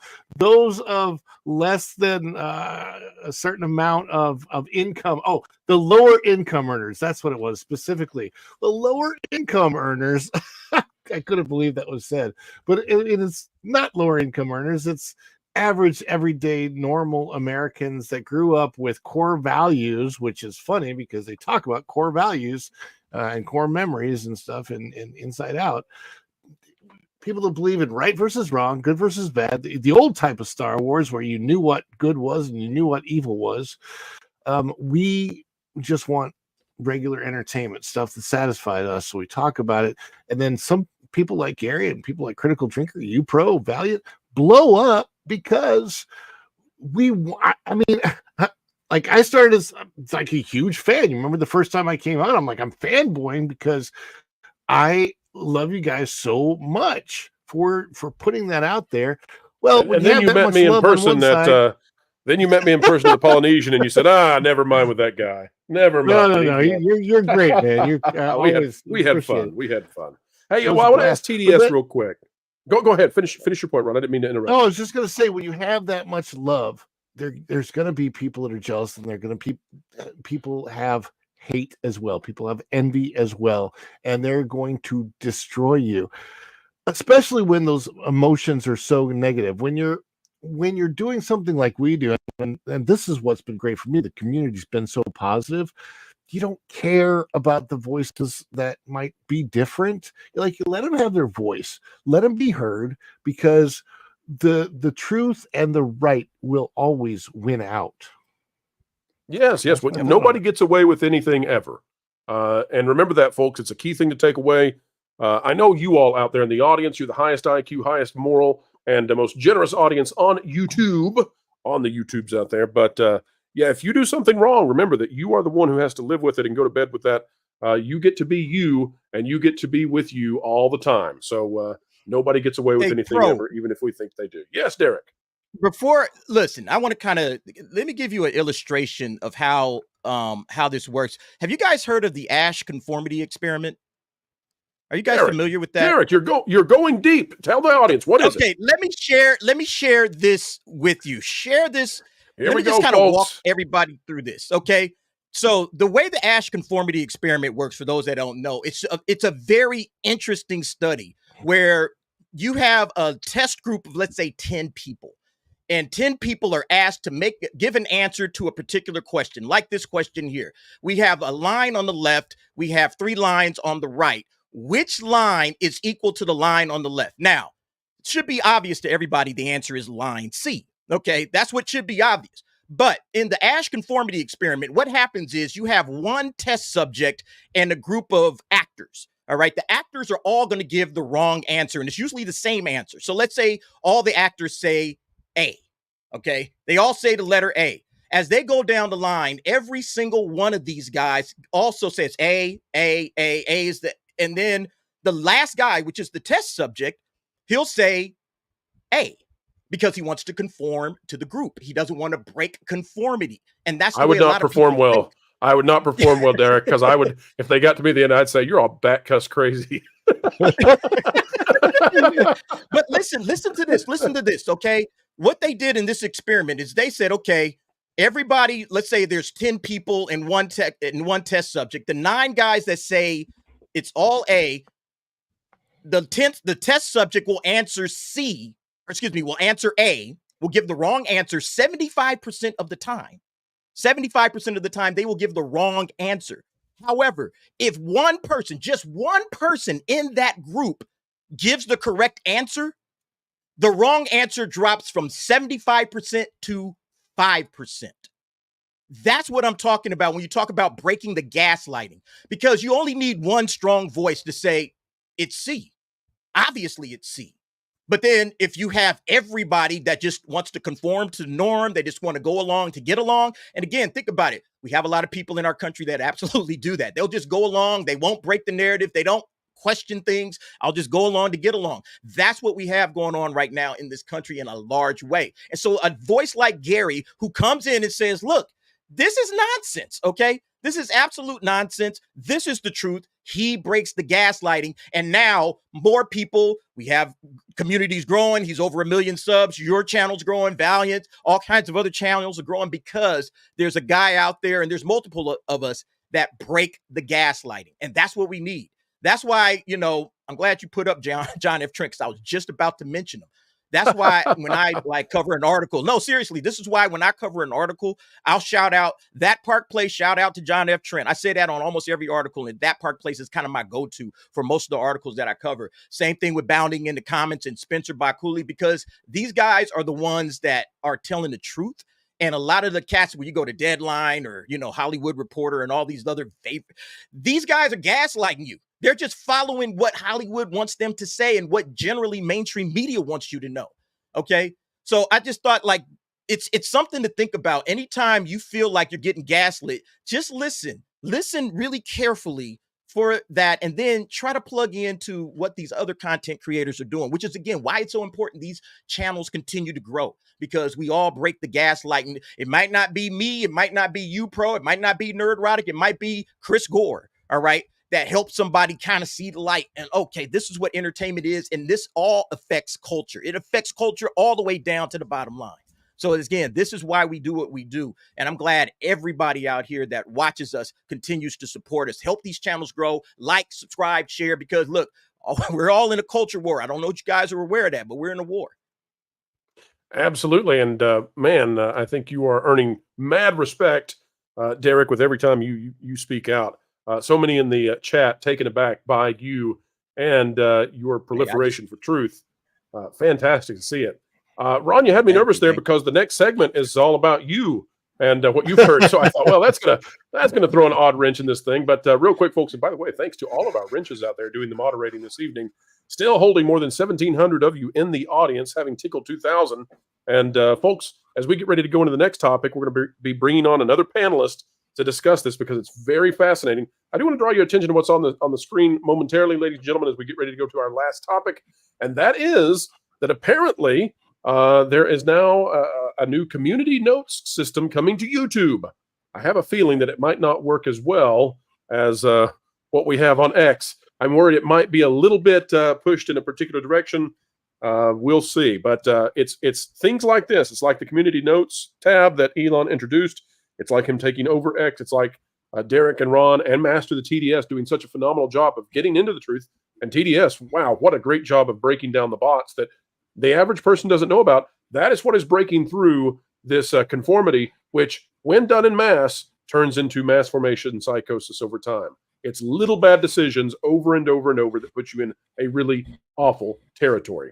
All right, folks, let's get ready to bring on our next panelist as we get ready to go into your super chats and then our big story to end the show today. You don't want to go away because joining us right now, hip hip hooray, it is Lorena Creole. Lorena, welcome. Hello, everyone. So glad to be here. Good seeing you again, the DA. Been a long time. All right. Well, as we get ready to have some fun, let's get ready to bring up the super chats that we have. And apparently, oh my gosh, that technical difficulty is happening again. Okay. Well, you know what we'll do? The only way that we get around this technical difficulty where some of the folks out there disappear is we have to do this. We'll have to do this. So we'll go this way, and that should make everybody appear again. For my panelists, you can see each other, but the audience can't for some reason this evening, and we're not sure what's going on. But here we go. All right, bringing up these super chats. We've got Albert, not a retro for 2. Gary and Drinker are a threat to the message. Oh, go away now. That's what they're saying to them in the mainstream, but it's not working. Redis RS, member for 10 months. Gary's really Santa. He'll simply give them coal. Yes, he is Ginger Santa. Absolutely. Stuttering Guitarist for 5. So kind, Stuttering Guitarist. You didn't have to do that, SG. When I produced an album, a company offered me 1,000 follows guaranteed for a set monthly amount. And it was not very expensive. Yes, oftentimes the game is rigged. We've also got Albert Not a Retro back again with 5. Here's a question. Who'd like to see Little Platoon and It's a Gundam do a weekly or monthly live stream together? Smells like money to me. Well, we'd love to see that. And by the way, Little Platoon is on our list of guests we're seeking out for the Pro Show coming up real soon. So, well, hopefully Jonas has got us a confirmation coming up in the next day or two for that one. Big guests coming up in the month of August and September for the Pro Show. And we consider TDS to have been a major get tonight. TDS, again, thank you. Although you are hidden by these super chats, we'll get them moved in a moment. But thank you again for showing up tonight and explaining this bot situation versus Nerdrotic. It's been eye-opening. Super Chair Destroyer for 5. I think it's as Heels versus Babyface or Jay, Drunk 3PO, behind it. Those two are pretty shady. Hail the Fellowship and 199. Well, power to the 199. And it's probably Jay. He's been influenced by Pablo. That's what we've heard. Oh, Jay's going to get me for that one. Oh, Jay's going to. Oh, we better be careful there. Super Chair Destroyer for 5 again. Maybe Director X is behind the bots. He was really hurt by the Nerdtubers. Could be Mexican Iron Man. You all said he was a YouTuber for so long. Now he's finally Mexican Iron Man with a vengeance. Look out. And finally, the Alf clips finally got to him. And Heath Nielsen, member for 8 months, Pro, disappeared again. But I won't go no mo because I'm going to keep us in this vertical layout despite the fact it's not conducive to the conversation. You know what? We'll switch to this, though, and it should make it okay for the topic at hand. And that is, Lorena, you're going to love this one. We've got an exclusive. Ron Coleman here is going to be able to, not Ron Coleman, I've done that before. Ron Bradley is going to be able to walk us through the situation. Ron Coleman, I think, was on with VR here, but it's Ron Bradley here. And that is, if you're wondering why the Disney parks are doing so poorly, folks, well, wonder no more. We've been covering this for a while now. The Oscar award-winning song Zippity Doo Dah, which was the first song sung by a black man to win an Academy Award, well, it's been scrubbed by Disney because they don't want it played anymore. It is irrelevant. It is of the past. And we were given the tip that musicians at Disney, live musicians, are no longer allowed to play the song. Well, we decided to start doing some investigating there. And it turns out that we have discovered that, sure enough, it seems like musicians are not allowed to play Zippity Doo Dah. And so they were coming up with clever ways. We had several sources who tried this, and we found out that none of the musicians would play this song. There's nothing wrong with it. You know, it's Mr. Bluebird's on my shoulder. Everything is satisfactual. Yet they were not allowed to play it. Now, this was featured in the parks as recently as 2023. So it's not like this is just, all of a sudden it's blatantly bad and you can't play it. We've covered in the past that Disney was trying to pressure Tokyo Disneyland to remove this. Now we have confirmation. Ron, take it away. Tell the folks out there what you found out in the past 24 hours about Zippity Doo Dah. So of course I have, you and I covered this on the Pro Show, and I asked a musician if he wouldn't mind playing a pianist in front of Casey's Corner, and he said, "Well, I would if I could, but I don't know it." Yeah, not knowing Zippity Doo Dah for a piano player is probably like not knowing chopsticks. But Dan, who I think is in the chat, Dan's Life with the Kingdom was out there, and he asked the pianist today if the same thing is it possible for you to play Zippity Doo Dah as a request, and his answer that he received today was it's not on my playlist, so I can't play it. Which is not to say that he was saying that he doesn't know it. He's saying it's not on this playlist, so I can't play it. Well, not on a playlist. How big is the playlist, Ron? How big is the playlist that the live musicians have? I would say it's gargantuan. Yeah, it's huge. I mean, when I was there the other day, and I did make some requests, they were able to play some stuff from Beauty and the Beast. They have, I mean, they most of them know everything. A lot of them know they actually play a lot of non-Disney songs as well. So their playlists are got to be pretty big because it's not just Disney, but it's like 1,000 songs more. Lorena, can you walk us through the history of Zippity Doo Dah and whether or not this is an awful, terrible song that we've all just discovered can no longer be played this year but was recorded by amazing artists, even like Ray Charles, who I consider to be one of the top 2 vocalists of the last century. He proudly recorded this. What changed, Lorena? Why is it such a terrible song now that Disney no longer considers to be on their official live musician playlist? Well, first of all, let me preface it by saying this. Zippity Doo-Dah, I've heard since I was a kid. Just a fun song to sing. My Jim Crow South raised grandparents knew that song, loved that song. The reason the song became problematic is because some folks at Disney corporate decided to be outraged on behalf of people who never freaking asked them to be. And they wanted to find something wrong with Song of the South. And somewhere, I don't know how they made this connection, somehow saying that Zippity Doo-Dah is a racist song and has ties to slavery. No, it never did. It does not. I don't know how that got out there in the ether, but it's ridiculous. There is nothing that's even mentioning slavery in Zippity Doo-Dah. And here's another thing to remember. Song of the South is not set during slavery. Song of the South is set during Reconstruction. Right.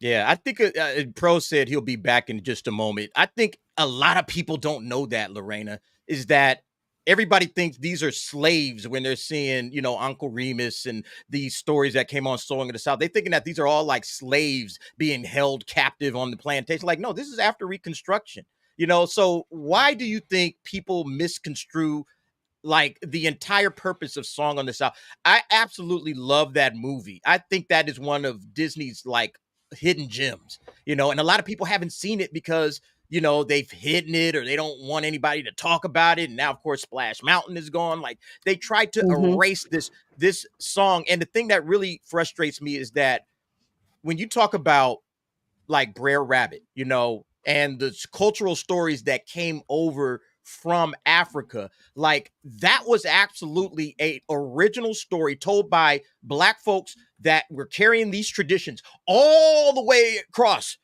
from Africa, and they've just completely wiped it out. Like, why do people have such a problem with that? Well, and Brer Rabbit, by the way, the symbolism in the stories, you know, for example, you know, stories of that era, they always carry some sort of moral to them. So like when you are telling your child about the little red hen who, you know, does the hard work while the other animals play, you're teaching your child about delayed gratification, because children, they don't enjoy instruction manuals. So you can't just hand them a life instruction manual and be like, all right, read this. This is a, you know, this is a long thesis on ethics. That doesn't work with 4-year-olds. So you read them the Little Red Hen, and it embeds the ethic into the story. Then it embeds them into the child, because the child listens to entertainment, and then they role play it out. And by the way, that's how entertainment works for us as well as adults. By the way, Blake Pace down here says, former Main Street pianist here. Zippity Doo-Dah was the second most requested song in my day. Yes, and they can't play it now. I guarantee you it's still a requested song today. Thank you so much for that. It's such a happy song, too. It's just such a fun song. Yes. Just, when you walk through Disneyland, that's what you want. You want fun. And just, it's incredible that they just would ban that, you know, for that reason. The theme of the whole Disney company, too. I mean, it was like, it was like the theme song of the Disney company for decades. But the symbolism, the symbolism of Brer Rabbit, the reason that story exists is Brer Rabbit is the cunning young man who escapes the slavers. Brer Bear and Brer Fox are the bumbling slavers, and Brer Rabbit escapes with his ingenuity. And when does he not escape? What is it that causes him to get caught? Well, it's that very controversial story where there is a sticky individual portrayed in Splash Mountain as Honey. What is it that causes him to get stuck? It's his own hubris. He demands to have baby. Yes, he demands that the sticky character shake his hand and say hello. And because he demands that out of his own ego, that is what catches him. Pride cometh before the fall. And pride before the fall is told through the vision of the Brer Rabbit character. But it's ultimately a story of outsmarting those who would enslave you otherwise. And Disney can't handle that authentic story brought from Africa here to the United States. It's amazing that modern Disney can't handle that. Amazing. It's just heartbreaking because Splash Mountain, the original story that was with Blur Rabbit and and the Briar Patch. My grandmother not only bought me the Burr Rabbit stories and actually have them look in my studio. The story that she told, the one that they do in Splash Mountain, was the one that got my father in trouble in school for what he said at the end. He ad-libbed something. So after he got thrown in the briar patch and he's laughing at Burr Fox and Burr Bear, he just basically said, "Kiss my rear end. This is where I was born." And that's what my father got in trouble for saying in school. But every time that I would go to visit Splash Mountain, and my grandmother's long gone, I would relive her telling me those stories, my grandfather telling me those stories, the stories that they heard, like with Tar Baby. Again, Burr Rabbit getting so caught up in his own hubris that he doesn't realize that it's a trap because he's not aware of his surroundings. He's just worried about, thinking that he's offended. But I think the problem is you have people who they're not reading history correctly. And people, again, they still think that the people in the Song of the South were slaves. No, they were sharecroppers. And people, for some reason, don't remember there were white sharecroppers in that movie who were poor, who were living alongside Black folks. And that's what my grandfather told me. He said, places where he lived at, they had white people just as poor as they were. And they all got along together. But for some reason, they think that, that Uncle Remus is subservient to white people. I said, no, this was a time in Reconstruction where the planter class had to relearn how to live along with the class of people who used to be slaves. Now, all of a sudden, are on equal footing with them. There's some relationships that they had during slavery with certain families. They didn't just go away. A lot of them stayed around because they knew that they could trust them, because honestly, they felt they could trust them more than they could Yankees. Well, and the crazy thing is, Lorena, this is the history that's lost largely. But a lot of the large plantation owners, because they were so ultra wealthy, and they largely, initiated all of this evil across the land, but they didn't suffer in the way that others did. They left the South. They left places like South Carolina and the rest of the slave belt. They left and went to the Northeast with their huge amounts of money and kicked off the Industrial Revolution in the Northeast by starting these giant factories where kids were treated poorly. So they didn't stop. They kept going and treating human beings with absolute disregard because they were filth. They were terrible people. But that's not what Disney was trying to portray. Disney was trying to portray the folks of every race and ethnicity who had a very hard time during that period. You're talking about people of every race and background, and I'm not trying to rank category people, and what level of difficulty they had, but I'm simply saying that there were a lot of people of all different colors who had newspapers for wallpaper and they had dirt floors, and they had to find a way to survive. And so I think the fact that Disney did something that caused the entire country at a time when this was not popular to go watch a black man be the sage, the man of wisdom, teaching children of all races, and that it won an Academy Award, and it was, at the time, I believe it was the 7th most popular film of all time at the box office when it released. That's a huge accolade for Disney and for everybody involved. And James Baskett, of course, we were told, and this was one of the saddest things, we had the opportunity to interview on this channel Valerie Stewart right before she passed away. She was the daughter of Nick Stewart, who's the voice of Brer Bear, and she told us the full story behind the scenes of Song of the South. She was really the last person who could tell that to us. And she said that James Baskett passed away with a broken heart because of the way that the world would later treat Song of the South. And so the best way we can remedy that is we remember with fondness these people who did such a wonderful act of bringing our nation together and bringing people who would otherwise have no reason to hate each other together by dissolving some of those racial tensions. So we are indebted to James Baskett and the others, truly. Guys, any other thoughts on that one before we get ready to hit our super chats? They just need to bring it back. I mean, get over themselves and at least at the very least, let musicians play it. I mean, it's a Disney anthem. All I can say is I'm just glad they didn't send any of the sharecroppers to a worse fate, like working in the salt mines. That would have been horrible. Yes, they swapped out the briars for a salt mine where actual people toiled, served, and died. Yay, Disney. Good job, Disney. All right, let's hit some super chats. And folks, I want to tell you too, coming up on Friday morning, although we're going to have some big stuff tomorrow, and Gina's going to be a part of that now. Tomorrow, Friday morning, we're going to get ahead of D23. I've got some major scoops in regards to Splash Mountain, Tiana's Bayou Adventure. I'm embargoed by my source until Friday morning, but we will get the exclusive. We are going to be first on it, and I'm so excited. At least I hope. Please let us be the first on it. I am excited to bring that to you. We're going to let you know what's coming up at D23, and you don't have to pay the $1,000 it costs to go in person and enjoy the stifling air. It's $200 if you want to go, but it's minimum $200. We'll leave it at that. $1,000 if you include hotel and all the travel and everything. All right, let's get to these super chats, and let's see what we've got here. Albert Not a Retro for 5. Song of the South is unjustly considered pro-segregation when it is the exact opposite. Well, exactly. I mean, you've got little children of every race holding hands and singing together. I mean, gosh, that sounds like heaven. I'll take that, please. And Albert Not a Retro again for 10. Poor white folks who didn't own land couldn't vote. Anybody ever heard of the Irish? No Irish was a common practice on many establishment door. Power to the people. My best response to this is always, everyone here is, well, we're all God's babies, and you better treat God's babies with all the kindness you can. That's a very good way to approach things. And by the way, this is also true psychologically. It's not just a theological kind of statement. It's not something that you have to be necessarily religious to believe. Psychologically, just consider this. Every person you encounter, the more you treat them in a valuable way, so the more valuably you treat them each and every day, the more they will enjoy being around you and the more they will esteem you.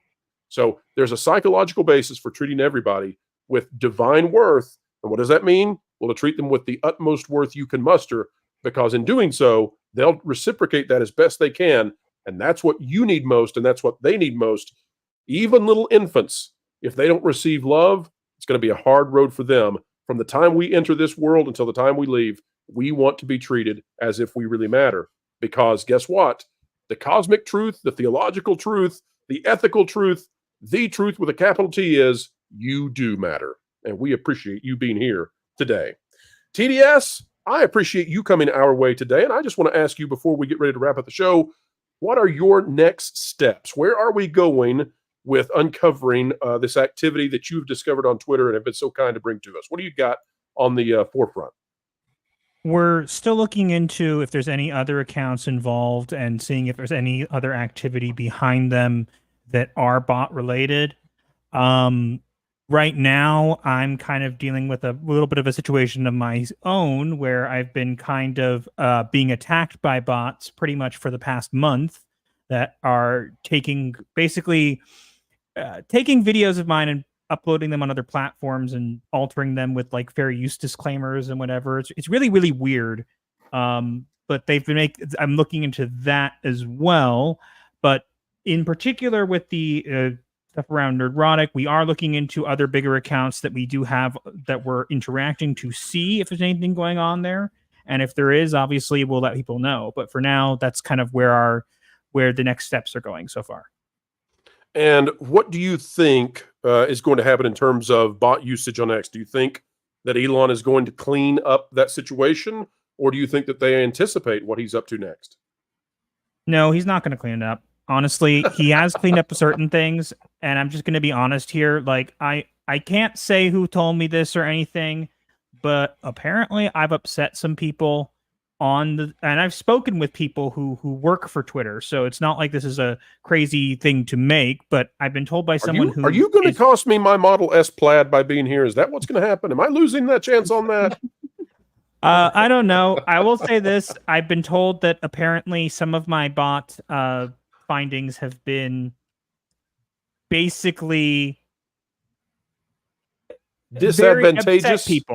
Upset people at Twitter, because apparently there are some accounts that I revealed that they were unfortunately forced to take down that may or may not have been run by Twitter. So that's what I've been told. I can't verify that. You but jumped on the that's what wrong I've been anthill, told. did you, eh? Oh, well, you may be just too good of an investigator, TDS. That may be what has happened here. Well, TDS, we I want found to a thank bunch you of them, for posting about Twitter Premium Plus. I think I'm gonna guess those might be the ones that they didn't like. you weren't supposed to do that. All right. Well, TDS, we want to thank you for uncovering this, though, in regards to Gary and Nerdrotic, and in particular, we want to thank you because what you've done, I think, is perhaps dissuaded some of the bad actors out there who would have used this against other online personalities. And so any one of us could have been the target of this, as well as some of the others out there who we consider friends and colleagues. And we want to thank you for figuring this out early on, and hopefully it will stop that from happening again in the future. They might try it, but now you provided the ability to defend against it. So thank you, TDS, for doing so. Of course. As I said, I think the most important thing is that we keep on top of this stuff. You know, a lot of times, whether or not this was a creator or an organization, doesn't really matter. The important thing is what they know, whoever it is, that they can't pull a fast one on us anymore. They can't just pretend that there's more of them. No, we have the resources to see you now, so you can't pull a fast one on us. So if you're going to come after us, you got to up your game. And as far as the people who are coming after me specifically, I have a feeling I know who you guys are as well. Not a good move, I would say, but that's just me.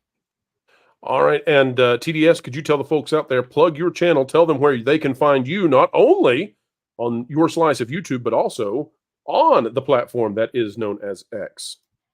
Yeah, you can find me on YouTube at Gothic Therapy. It's a channel I run with my wife. We were uploading one video a week, but we're now actually retooling and doing a live show instead, and we're kind of taking videos from that. We're going to probably have a live show on this Sunday at 7 p.m. That's when we're doing it. It's called Psychosynopsis. You can subscribe there, and you'll get notified of all of our videos for the most part. Sometimes apparently we upset people at YouTube too, so apparently sometimes we're not on the nice list and our videos don't show up. But if you subscribe there, for the most part, maybe you'll get notified of stuff. As far as on Twitter, you can find me at Master of TDS on Twitter. My reach on Twitter is currently very, very, very limited right now because as I said, I may have upset somebody, but I'm not sugarcoating this when I say this. There are bots coming after me every single day. They respond to posts with links to various things. I actually have one of their videos that I'm planning on sharing later because it sounds absolutely creepy and I have like no idea what to make of it. So I'm going to throw it out there for everybody else to kind of react to.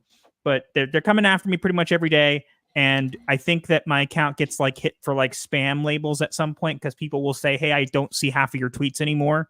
So if you follow me there, you should at least hopefully keep up to date.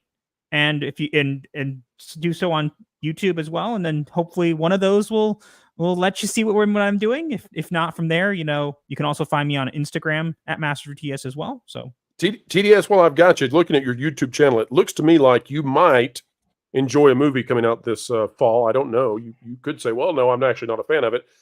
Do you or your wife enjoy the Beetlejuice franchise by any chance? Actually, we are planning on hopefully going to that one. We watched the first one actually recently because we grew up, you know, very Orthodox Jewish, and because of that, we didn't get to see a lot of movies and stuff that we wanted to. We ended up seeing it, and at first we kind of didn't really know what to make of it, but over time it kind of grew on us and we kind of like it. But at first we were kind of confused because we expected something different. But yeah, we're planning to go see that once it's out. It's definitely something we plan on hopefully reviewing or covering at some point. Yeah, well, I was going to say maybe we should have you on the Pro Channel to help me do a review. That would be a lot of fun. But we'll try to get that. You have me, you got to have my wife too. Oh, listen, it would be an honor. It's also been an honor to have Lorena Creole with us. Lorena was not able to make it at the beginning, but Lorena, we're so happy that you were able to make it by the end to talk about Zippity Doo Dah and add your commentary. Lorena, you had the Spice Lounge tonight. You've got more content coming out. Tell the folks out there about your slice of YouTube and what you're doing on this big, blue, beautiful web. Oh, well, first of all, thanks for having me. I'm glad I could pop in. You can find me on YouTube, X, Instagram. Over on YouTube, I do various videos and live streams for pop culture, sci-fi analysis, and of course, I always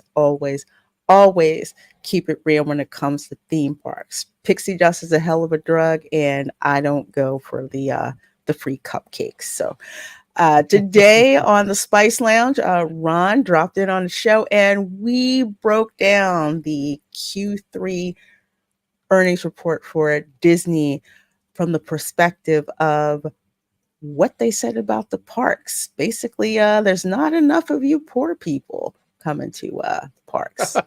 What's up with that? Darn you poverty people. What are you doing? Darn you poors, you know. Spend all your discretionary funds. Get out here. Exactly. And all you rich guests, where are you going? Why are you going overseas instead of why are you going to real Italy? And you could visit fake Italy. You know? Lorena, I blame the Olympics now for everything. I never knew the Olympics could be so bad. All Derek, the Olympics fault. Derek, you are a quick up and comer. I'm going to have to stop saying that. I've said that for a while now, but you're established at this point. People know who you are, and now you're hitting that next tier of YouTube, and folks are going to have tiers if they're not yet subscribed to you. I think that's happening at an accelerated rate. Tell the folks out there what kind of coverage you're providing over the next weeks. Yeah, I mean, it's been a blast. Thank you, Pro, for helping me with everything that you've given from this side of the thing. Look, I've been growing fast. I just crossed 18,000 subs. You know, and I'm really like, now it's starting to get interesting. And I have to, you know, I got memberships up. It's a ride, man. It's such an interesting ride, but I'm just here telling it like I see it. That's how I look at it. I just talk and I say what's on my mind, and I just give it to you as straight as I possibly can. Talking about entertainment, because I see a bigger picture when it comes to entertainment. I don't think entertainment is just entertainment. It's definitely embedded into the way we think, the way our culture works. And so I want to start branching out and having those conversations. But yeah, you know, you guys see all the information behind me, man. Star Wars, anime, DC Comics. I talk about all of that stuff and how it relates, and how Hollywood has really been dropping the ball, how Disney especially has been dropping the ball when it comes to resonating with their audiences. So that's pretty much what my channel is about. If you guys like that kind of content, head over to Derek Anderson, the DA. I appreciate all new subscribers. Thank you very much. And I try to do as much as I can to kind of interact. I started a second stream called The Nightcap. So if you're up late, if you don't have anything going on and you're up pretty late, check me out, because I'll probably be streaming and I'll probably be just talking to the chat and just having a great time. So yeah, that's what I've been doing over these past few months as the growth has been coming in. And, you know, once again, Pro, you've given me a lot of support and I really appreciate it. Thank you. And thanks everybody out there in the chat. It's a joy. And I'll tell you guys, Jonas, it's funny to get, you know, I wish people could see the behind the scenes stuff. Jonas sends me a message on our sort of, what would you say, back channels. We'll say that. He sends me a message and says, what's the best way to clean a knife? I don't know what Jonas is up to, but my response to him was, depends on if we're cleaning blood. I'm not sure what's going on here. Jonas, I'm going to need to know which substance it is that you're cleaning off the knife, and let me know exactly how much legal representation I need before I join in whatever you've had happen. Ron, as I get ready to be taken down legally by Jonas and whatever this scheme is, I worry that it's covered in felt. I worry that he's poor Wilton. It was a bad way to go. Ron, tell the folks out there where they can find you. We're at Follow the Bradley's Fun on YouTube and all of the socials. You go to Facebook, you go to X, Instagram, TikTok. Follow the Bradley's Fun is the name I use across all those. Just do a search and you'll find me. And we have The Daily Dish, a show that I do every morning at 9:30 a.m. that streams right into culture, typically talking about something that is going on at the theme parks.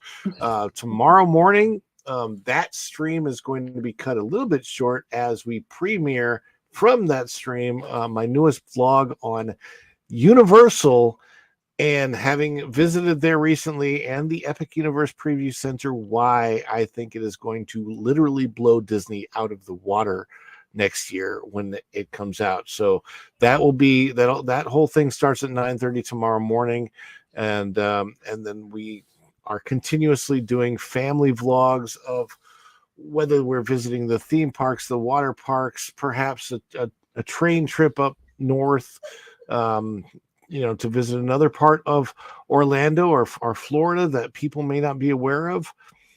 We have lots of fun as a family, so we just invite you to follow us. Come follow the Bradley's Fun. Fantastic, folks. Get over there and subscribe and say you were one of the early ones, although Ron has been doing this for a little while, and he's going to continue bringing you great content. I highly recommend both Ron and Lorena for their parks coverage, folks. If you want to find out what's true and not spend money in a way on your vacation that leaves you blue, get over there and subscribe to them. They are not heavy dosage pixie dusters. They like having fun. They like vacations, but they don't like misleading you.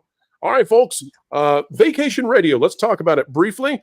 It was a huge success in its first month of release. It's our first step into original content, yet YouTube refused to monetize it, which is important because that allows YouTube to send it and signal it to people outside of our community.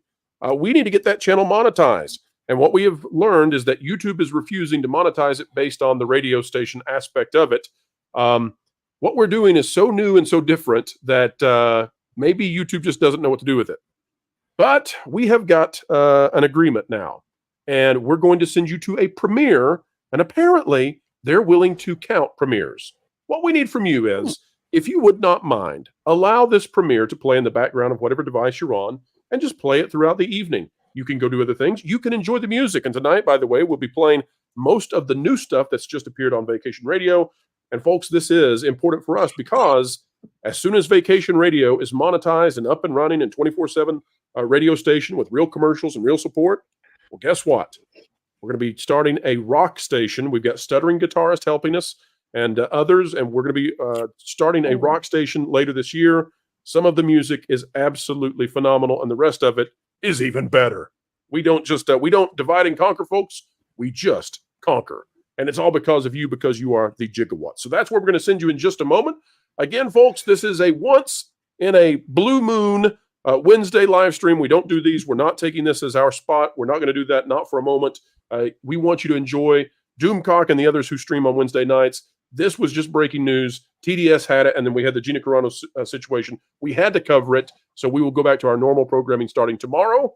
We've got major exclusives starting tomorrow 3 times a day, and then, of course, Friday morning, I told you, we're stuck.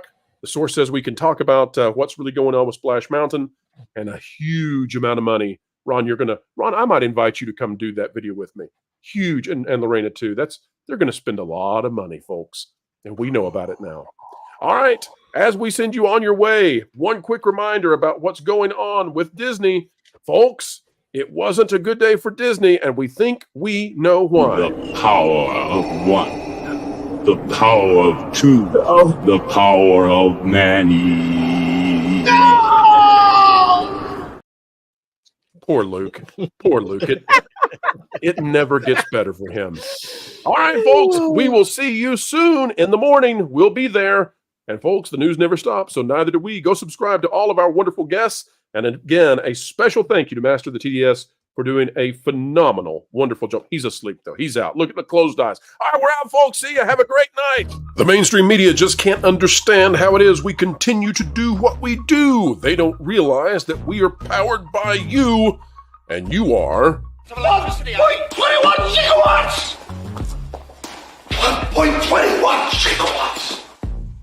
Folks, we've still got decades and decades left in the can. It drives the mainstream mad. Would it make you feel any better if you knew that what we're asking Matt here to do is a holy thing? You see, we're on a mission from God. We're on a mission from God. Now you're gonna put me right back in the joint. They're not gonna catch us. We're on a mission from God. So, folks, as we always say as we end each and every show here, and we mean it, keep learning, keep growing, and as always, keep having fun.